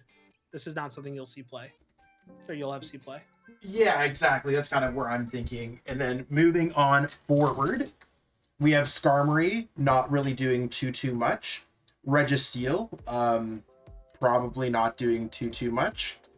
Bronzor means to evolve into Bronzong, which is not doing too much. Klefki, again, kind of being a little bit more mid. The metal section being incredibly disappointing in terms of competitive play. We have Duraludon. I think there's a Duraludon from the previous set that might be better to evolve into Archaludon EX. I covered a deck profile of this on the channel the other day. So being able to accelerate metal energies to your metal Pokemon in any way you like, really cool. 300 HP stage 1, 220 damage, turning off its weakness. One of the cool things that I saw with this deck is, or this card is playing it with Professor Turo. So you could take damage, not getting knocked out, loop it back into another Duraludon, then evolving into Archaludon, attaching an energy. So you should be good to go from there. I think that a card like this certainly has possibilities. We see how these kind of Pokemon can kind of continue to self-accelerate energies. Typically, these kind of heal loop decks turn out to be like not as good as we want them to be. Right. Yeah, no, I mean, I think this card's good. Even if you're not playing it as a... Like, even if you don't end up playing this for itself, the idea that you could use it as a stage 1 to accelerate 2 basic steel energy from your discard pile to steel energy or to steel Pokemon might be playable enough. It's basic worse Charizard impression, but it's fine. Yeah, that's kind of where I think it falls on that. It's fine. We have Goldango. So if this Pokemon evolved from Gimmighoul, is 30 plus 90. You may shuffle this Pokemon and all cards back to your deck. Really cool to see Goldango as not a Pokemon EX, but also just a card that's probably not going to see play. You see Iron Crown as a metal Pokemon. I thought it was Psychic type, but maybe I don't understand how types work anymore. If your opponent has 3 or more bench Pokemon, this attack does 80 more damage. I could see this being okay in a future type deck, but other than that, I'm not really super impressed with Iron Crown. Yeah, it's there's no world where I can see this, even like the future box decks that, like, I guess maybe they're trying to give you an advantage of like how Ancient Box was, but Ancient Box has so many good cards going for it. It's going to take more than just 2 attackers that we've seen so far, 2 mediocre attackers that synergize off of it to make it, like, we could go into, like, we could spend 20 minutes talking about why Ancient Box is so good compared to Future Box, but oh yeah, you know. And then we go back to the Diglett. So I think the cards that we saw from here are Archaladon. So a lot of these types are like, there is one Pokemon from here. I think we're like under 10 cards if we were top 10. And then we're going to go, I think the last type that we have, second last type, because they're still colorless. We have Alolan Exeggutor EX. So going from 30 HP Execute to 300 HP Exeggutor EX, I think it's going to be really hard to power up those energies. So I think the best way to actually build up this Dragon-type Pokemon might be with Regidrago V-Star, discarding it and then copying the attacks however you like. Being able to knock out your opponent's active or one of your opponent's bench basic Pokemon. I think that attack could be very good in a Drago deck. Or if you can knock out a Pokemon with 150, you could accelerate energies to another one of your Pokemon. I think Alolan Exeggutor EX is certainly an opportunity there. Yeah, I think so. Out of everything that we've seen here, I think this is definitely has a better chance of becoming a deck, especially with how the Execute was, right? The Execute being able to attack first turn and automatically get an Alolan Exeggutor is very, very good. This has no weakness, no resistance. It could definitely be in Regidrago. It might actually be better in Regidrago than its own list, but, you know, I actually really like this card overall. Yeah, it's a cool card. I'm a huge fan of Alolan Exeggutor as well, so I think I have the poster from Worlds there with the double Alolan Exeggutor that you can't really see, but it's there. I see it. We have Altaria. So Altaria, again, I think this is one of those cards that's doing the bare minimum. It exists. We have Dialga. Search your deck for 2 cards, then put those cards on top of your deck in any order. So kind of Codebreaker, Cypher Maniac's code breaking as an attack. Maybe it's a good way to set up a control deck, but otherwise I think this attack's probably better to just use as a supporter. Right. Just, I don't think it's worth it. Even the second attack is not as good. We have Palkia, 40 for each basic energy attached to this Pokemon. Even if you had, like, you'd have to have, like, what, 9 energies?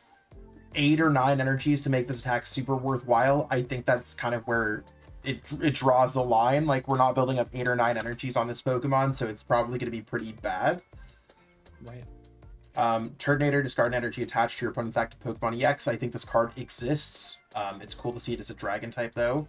Applin, a means to evolve into Flapple or whatever else it's going to evolve into. 20 for each damage counter on your opponent's active Pokemon. If they're damaged, it's okay. But again, I think that this attack is like, they'd have to be pretty damaged in order for it to see some success. Yeah, I just don't think this card is, like, I like abilities like this and attacks like this, but it's not good enough. Like, it just doesn't. Yeah, it doesn't do anything. Like, Standard's pretty cutthroat right now. Maybe a few years ago it could have been okay, but during your opponent's next turn, the defending Pokemon can attack. They can always switch, evolve, just attack with something else. Eternatus, kind of moving on. 10 damage plus 80 more damage if the defending Pokemon's an EX. Nothing's weak to Dragon. Discard a Stadium card in play. If you can't, this attack does nothing. I don't know if World Ender is going to cut it, but I think that this card is just, again, it exists, but there's certainly like a potential that it could be better than what we think it is. I think this, out of all of the dragon types that we've looked at, for one prizers, I think Eternatus is basically the better of all of them. Yeah, I'd give it that. I don't hate that. Yeah, it's like thumbs up. It's like cool. This is a cool card. Very cool. That's about it. And then we got Tatsugiri EX, so 100 damage is not affected by anything on your opponent's active. Then it has Cinnabar Lure. Look at the top 10 cards of your deck. You may put any number of Pokemon you find there onto your bench. Shuffle the other cards back into your deck. So you could get a Pidgeot EX, a Baxcalibur, a Hydreigon. I don't know which Pokemon or how you're going to get those loading up Cinnabar Lure, but I think Tatsugiri EX opens up some really funny possibilities for some really funny deck lists. Yeah, I mean, Zach, I think you'd agree with this, though. By the time that you have Cinnabar Allure ready to go to attack, you probably have your bench set up already. Yeah, you probably have to have something to set up Cinnabar Allure. I don't know exactly how you're going to get this out there, but yeah, I think Tatsugiri is just for that reason. It requires too much effort to get there. If it was a single energy attack, yeah, 100% we could build up something really cool. 3 different types, maybe not getting there. Right. So yeah, I mean, it's cool, but not good enough. We have I think the cards that are notable is Alolan Exeggutor could be cool. We have Eternatus, and if someone wants to cook, Tatsugiri might just be the sushi that gets us there. And colorless types, which there are quite a few of to go through. We have Eevee. I think this is going to be one of the better Eevees that we have available in format because it can auto-evolve if it's in the active spot, even if it's the turn you played it down. So that's a really good way to get out that Sylveon EX that we saw earlier. Snorlax, mid. Slackoth, mid. Evolving into Vigoroth to evolve into Slacking EX, which I think is kind of interesting. If your opponent has no EX or V in play, this attack, it can attack. But if it does, 280 for 2 energies is pretty good, especially considering it's a 340 HP mod. Yeah, I think this is a very good card, right? Your opponent is not going to get to a part. Maybe you get into a situation where later on your opponent just doesn't play their EXs or Vs, but like you've still done your damage and you have a 340 HP Pokemon in the active. So yeah, I think there could be a world to build around a deck like this. You probably want to pair it with something that could attack if you run into those situations. Not sure what we'd pair it with. Swablu, a means to evolve. Zangoose. If this attack can do 90 damage for 1. So if you feel like you're really lucky at flipping coins, I don't want to catch any of y'all cheating out there with that Fury Cutter turn 1 against me. But it's one of those things where cards like this probably not going to cut it. We have Kecleon. If any damage is done to this Pokemon by attacks, flip a coin if heads prevent that damage. A lot of these coin flip cards don't really cut it because they're just going to get hit with an effective attack, or it's really not doing enough to make it worth, like Lick Whip is not worth the Expert Hider in my opinion. Right. We have Bouffalant. If this Pokemon is damaged by an attack, put 6 damage counters on the attacking Pokemon, 150 for 4. This Pokemon's doing the least, definitely not the most. Rufflet, a way to evolve into Braviary. Again, another one of these Pokemon that just kind of exist. So unfortunately, a lot of filler. We have Helioptile. I didn't know it could be colorless type, but that's about as notable as this card's going to be. To evolve into Heliolisk, again, which I think is going to be as notable as it is its colorless type. Searching for 4 energies is something that I don't want to waste an attack on a stage 1 Pokemon to do, but it is cool to see this Pokemon have a different type. Well, the thing is too is that like we have Joltik in the format that does this a little bit better, right? That can attack and search and attach right away for 2 grass, 2 lightning, and that barely sees play as is. So I don't think this is ever going to see play. Exactly. We have Oranguru. Now you're in my power. Until the end of your next turn, the defending Pokemon's weakness is now colorless. They can also just switch, retreat, do whatever they want with it. So I don't think we're going to see the now you're in my power attack coming in clutch. Tandemos, one of my absolute favorite Pokemon. I got the Tandemos plush right there. And the Maushold plush. But we see like searching your deck for Maushold and Maushold EX, playing them in play. I didn't want to play them before. I don't know if there's cards that I want to search out. So unfortunately, colorless is not really coming in clutch. Maybe Cyclizar EX has anything that I could change though. reading through this card, is it good? So like its first attack, right? Breakthrough 130, right? For 3 colorless energy, deals 30 damage to one of your opponent's benched Pokemon. I think that, don't get me wrong, attacking for 130 is pretty okay, and dealing 30 to the bench is pretty okay for a basic. And being able to draw 5 cards for 3 energy, the 3 different energy types for 180 is okay. But we have Chansey in the format and we have Blissey in the format and other cards as well. I don't know if we're gonna see this. I feel like this is just too mid. I agree. And then we got Flamigo EX. This Pokemon and your opponent's active Pokemon have the same amount of energy attached. This is 30 plus 100. Not enough to do enough damage to attack. And then Brave Bird, not enough damage to really do anything there. So unfortunately, Flamigo, I don't think it's going to cut it, even though it's a really cool Pokemon EX. Right. Terapagos, I think Terapagos is actually really cool because you could put that in a Pikachu deck and you could just power up 3 energies to Pikachu. I think Terapagos, especially with Tera Pokemon, the way that they're printing them off in every single set now, could see success because it can build up some really cool Pokemon in play. I think this serves the same way that you're going to be playing, that you would play like Cleffa in Charizard and other stuff as well, where you're not going to be attacking in that turn, so you might as well do setup. So I think Prism Charge is very good, especially because a lot of these Tera Pokemon that have different like hence energy costs to attack usually have really, really good effects. So I'm okay with Prism Charge. I think that's going to be the way to go forward if you're all in on these certain attacks. I agree. So going over our highlights of the colorless Pokemon, we have Eevee, probably one of the best Eevees that we have available. And then we have Terapagos. Terapagos being able to power up some Tera Pokemon. So nothing crazy. And then we're on to our trainers. We're almost at the home stretch here. Appreciate everyone for hanging out for this full video, but it's a full set review. And these sets are super large. I don't know how they managed to build these sets bigger and bigger every single time. Amulet of Hope. If this Pokemon this card is attached to is knocked out by damage from an attack your opponent's Pokemon, search deck for 3 cards. I think that they could just searching for 3 cards. I don't think is particularly special. Also, this could just be lost vacuums.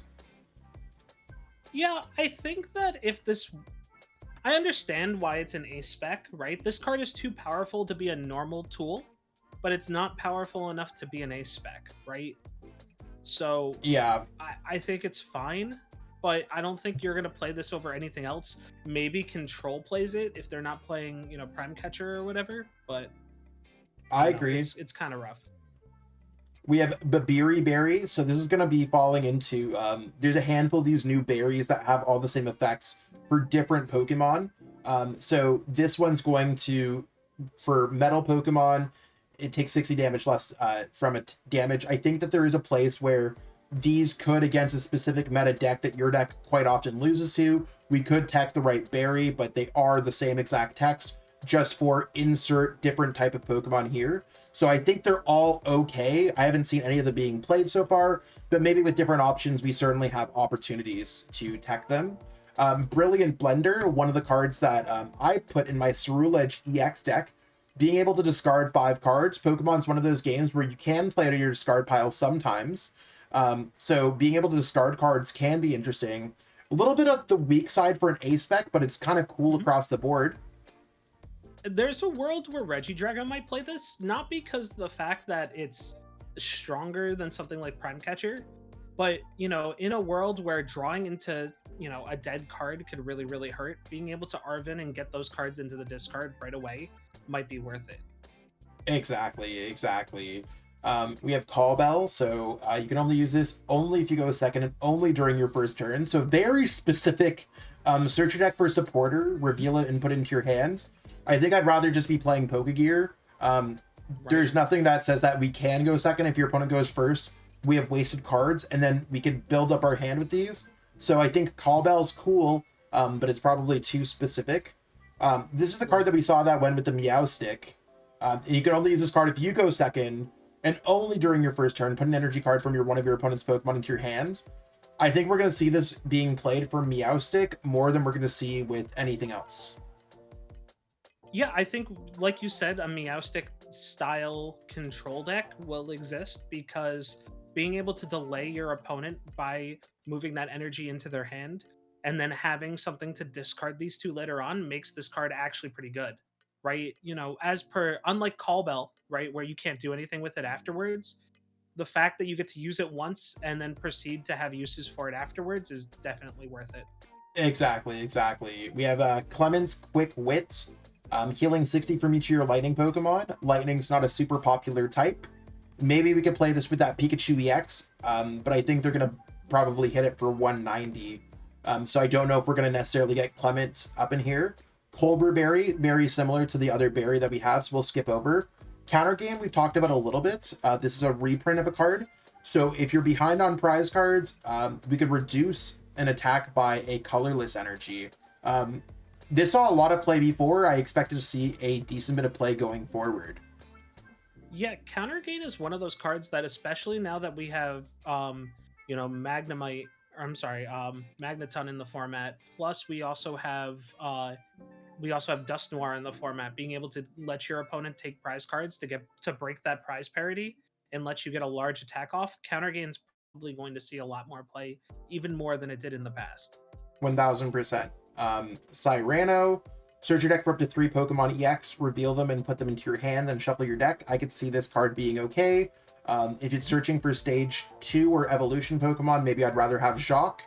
If it's searching for basic Pokemon, maybe I'd rather have Nestball. So I think Cyrano is one of those cards where it's not like what's the nursery rhyme, the 3 little bears or whatever, or like where there's the mom and it's just like nothing just fits right. Cyrano is like it's too big, it's too small, like whatever. It's not just right.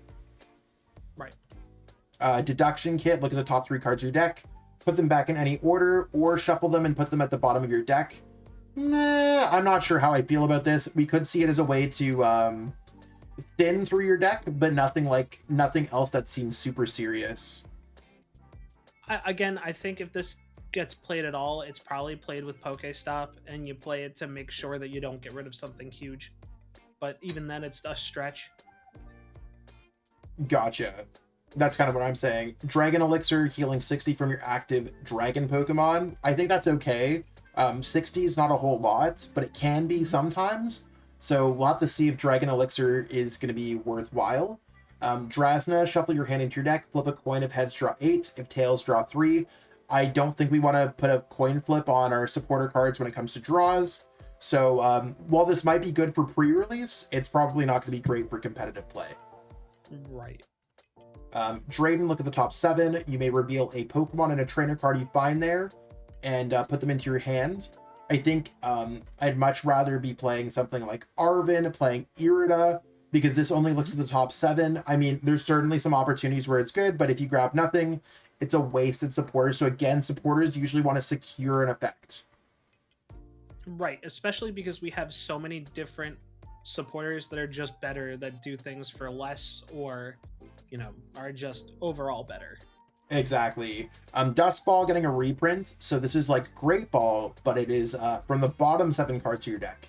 So it's interesting. I think we might see some more ball search in general, but I don't know if Dust Ball is going to necessarily get us there, because we have enough other great ball search, Buddy Poffin, Nest Ball, Ultra Ball, that might get us there a little bit more often. Another ACE spec here, searching your deck for a lot of basic energy cards. Do you think this is going to see play?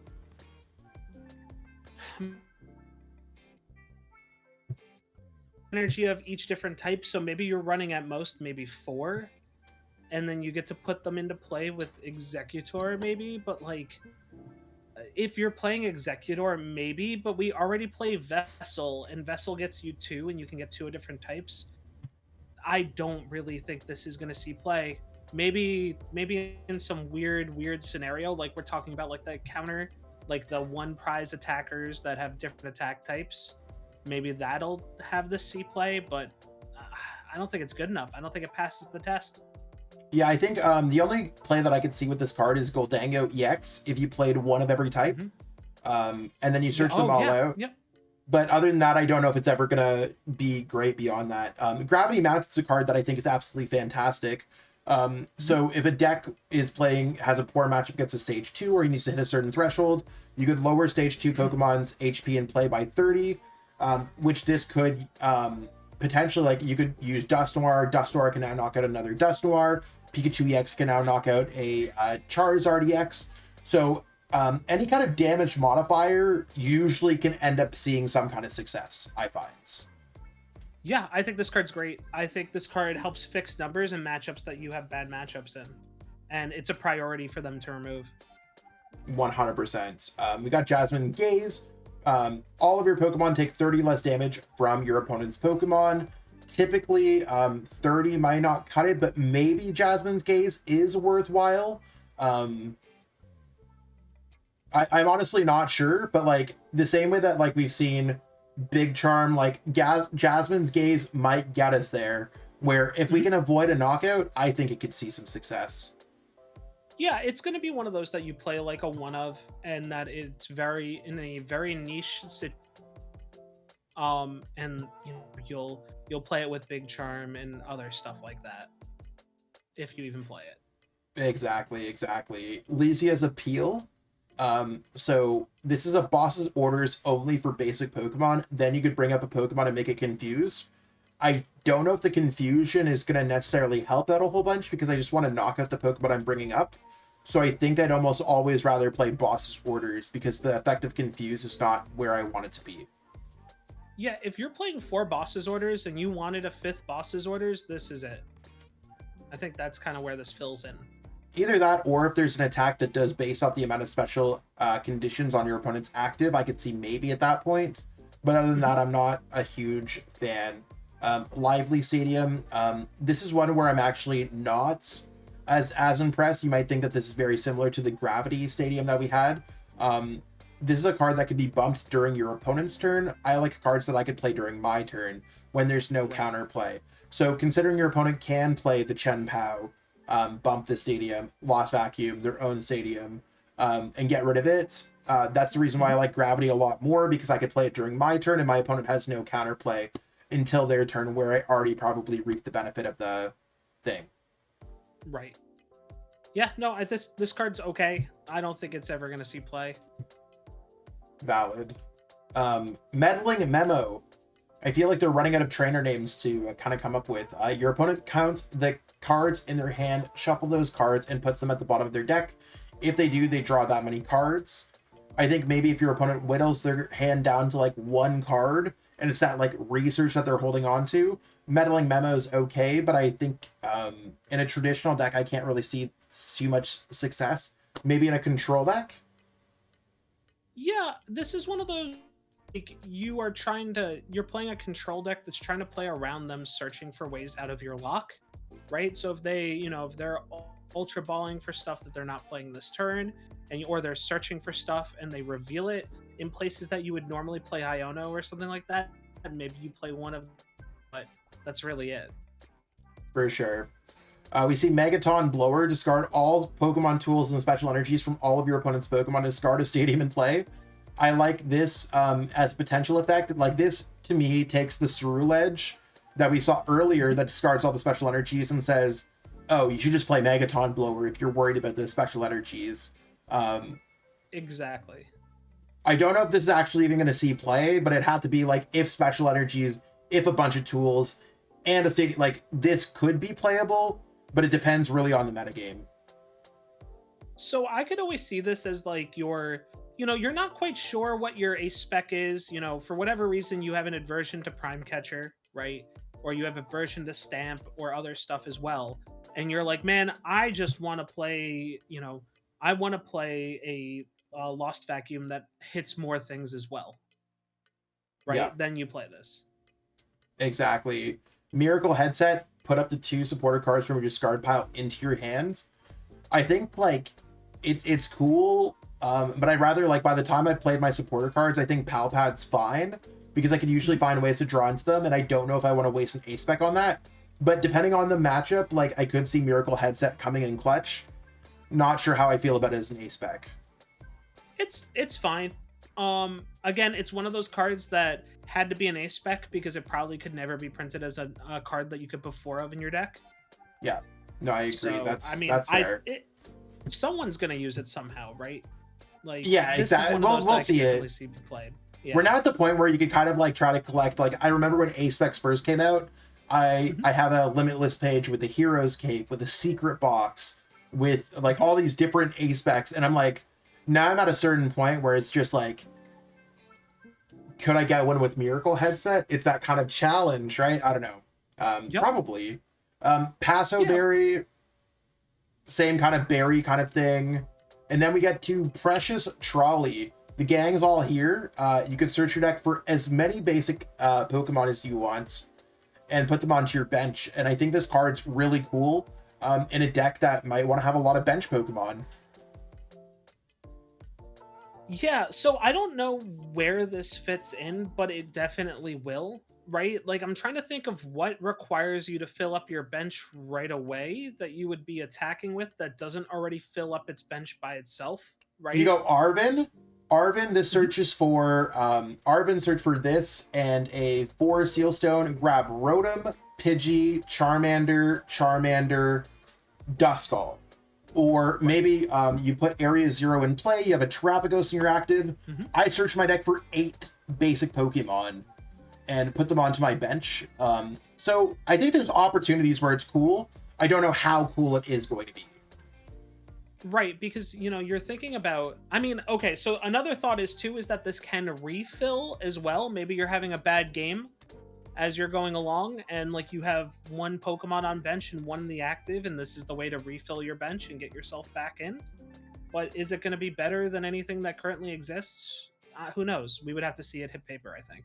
I think this card's going to end up on my buy list, but I'm not sure otherwise. Like, it's nothing crazy. We see Scramble Switch, a reprint of a previous ACE SPEC that we had before. So switching your active Pokemon with one of your bench. So it is a built-in switch. If you do, you can move those energies from the Pokemon that you move to your bench to your active.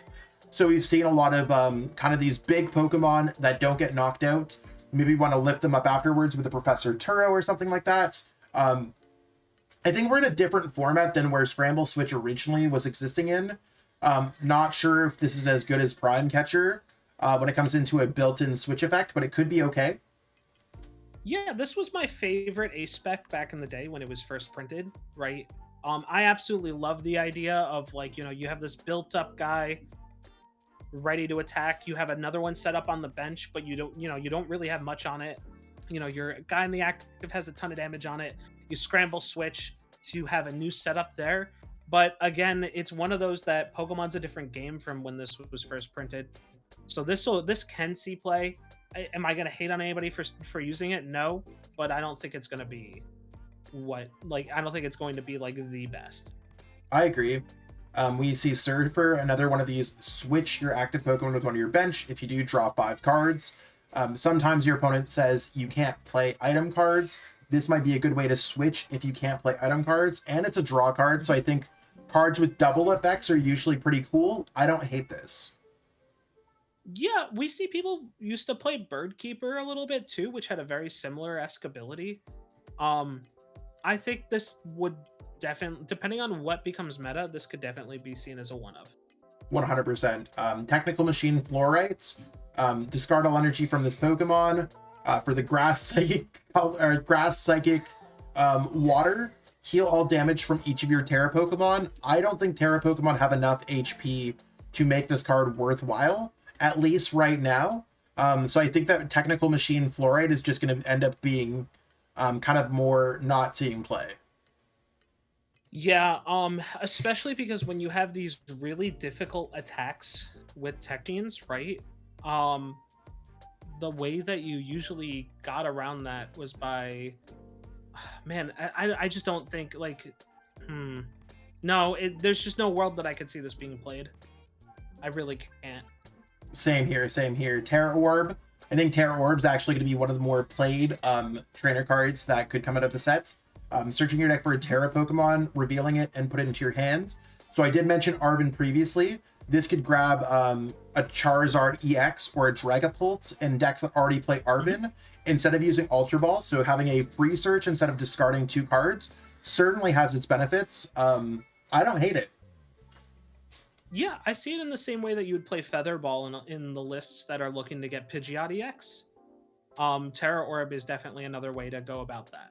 1000%. And we have time. Tell your opponent the name of a Pokemon in your hand and put that Pokemon face down in front of you. Your opponent guesses that Pokemon's HP. Then you reveal it. If your opponent guessed right, they draw 4. If they guess wrong, they draw 4. Then return the Pokemon to your hand. I think this is definitely one of those more for fun cards than it's going to be a super playable card, but it's cool to have cards like this in the formats. And then we have, I think that was actually, that might have been the last card. Oh, we have Enriching Energy. So an ACE SPEC, that is the last card, giving us, if you attach this card from your hand to a Pokemon, draw 4 cards. I think one cool way that we can do something like this is with Pidgeot V, is that we can attach Pidgeot to Pidgeot V at the end of the game. We could then put it back into the deck, maybe roll through our deck that way, giving control a built-in draw engine. So anything that can accelerate from your hands, or that you could kind of loop, certainly some opportunities there to see success with this card. Yeah, no, I think this card is cool. I don't know if it's going to see play as much. Maybe it'll see play in decks that where, you know how Control usually runs Rotom in that slot. Maybe you have Enriching Energy as well, because, you know, a lot of the times you're attaching energy to retreat, not so much to attack, but just to have other options. This might be worth it in that list. But who knows, right? Like, there's so many different options with ACE specs now. There's no more given you play one. 100%, 100%. So let's go through. We have some, so that's everything that we have in the set there. So we have, I think most of the ACE specs seem worthwhile to pick up. I think I always try to default pick up ACE specs. Counter Gain seems really worthwhile. We have, I think Gravity Mountain seems worthwhile. And we have Tera Orb. That is very good. I mean, I think most of the time I try to pick up trainers, staples in general. I think trainers and special energies I try to pick up from most sets. Nothing crazy. It's not like we originally got Prime Catcher, but that kind of concludes where we're at the set. I think overall the set's maybe not the most competitive set, but it certainly adds a lot of different cards to maybe some different decks, and there's certainly some options to work with. Yeah, I think overall this is going to be, you might see a lot of decks from the past pop back up with new choices for things, and it may not elevate them to be like very, very strong, but it might be like, hey, I saw like Chien-Pao come back and it's playing some, you know, something that I wasn't expecting it to play, you know, or, you know, there's just going to be a lot of different options, and I think we're really going to be surprised by this set that, you know, you'll get a deck that, you know, Ancient Box comes back with that Koraidon. Right, things like that. Perfect. Yeah, well, I'm excited to continue to play around. I know that we've already been playing with some of the cards on the channel already. If you haven't got a chance to check out our tabletop content, check that out alongside with our early deck profiles. Beyond that, I appreciate the help with this video, Voiden. Thank you so much. And I'll leave any parting comments to you. Yeah, no, guys, I mean, you know what? If you want to pick up any of these cards, go to Kayfabe. You'll be able to get these singles ASAP as soon as they're out. So I think that's about it from me. Zach, thank you so much for having me on. As always, I appreciate it. For sure, for sure. Thank you so much. All right, guys, take it easy. Have a good one. Want to support the Shuffle Squad? Be sure to check out all of our sponsors in the description to pick up Pokemon TCG singles, sealed, and PTCG live codes.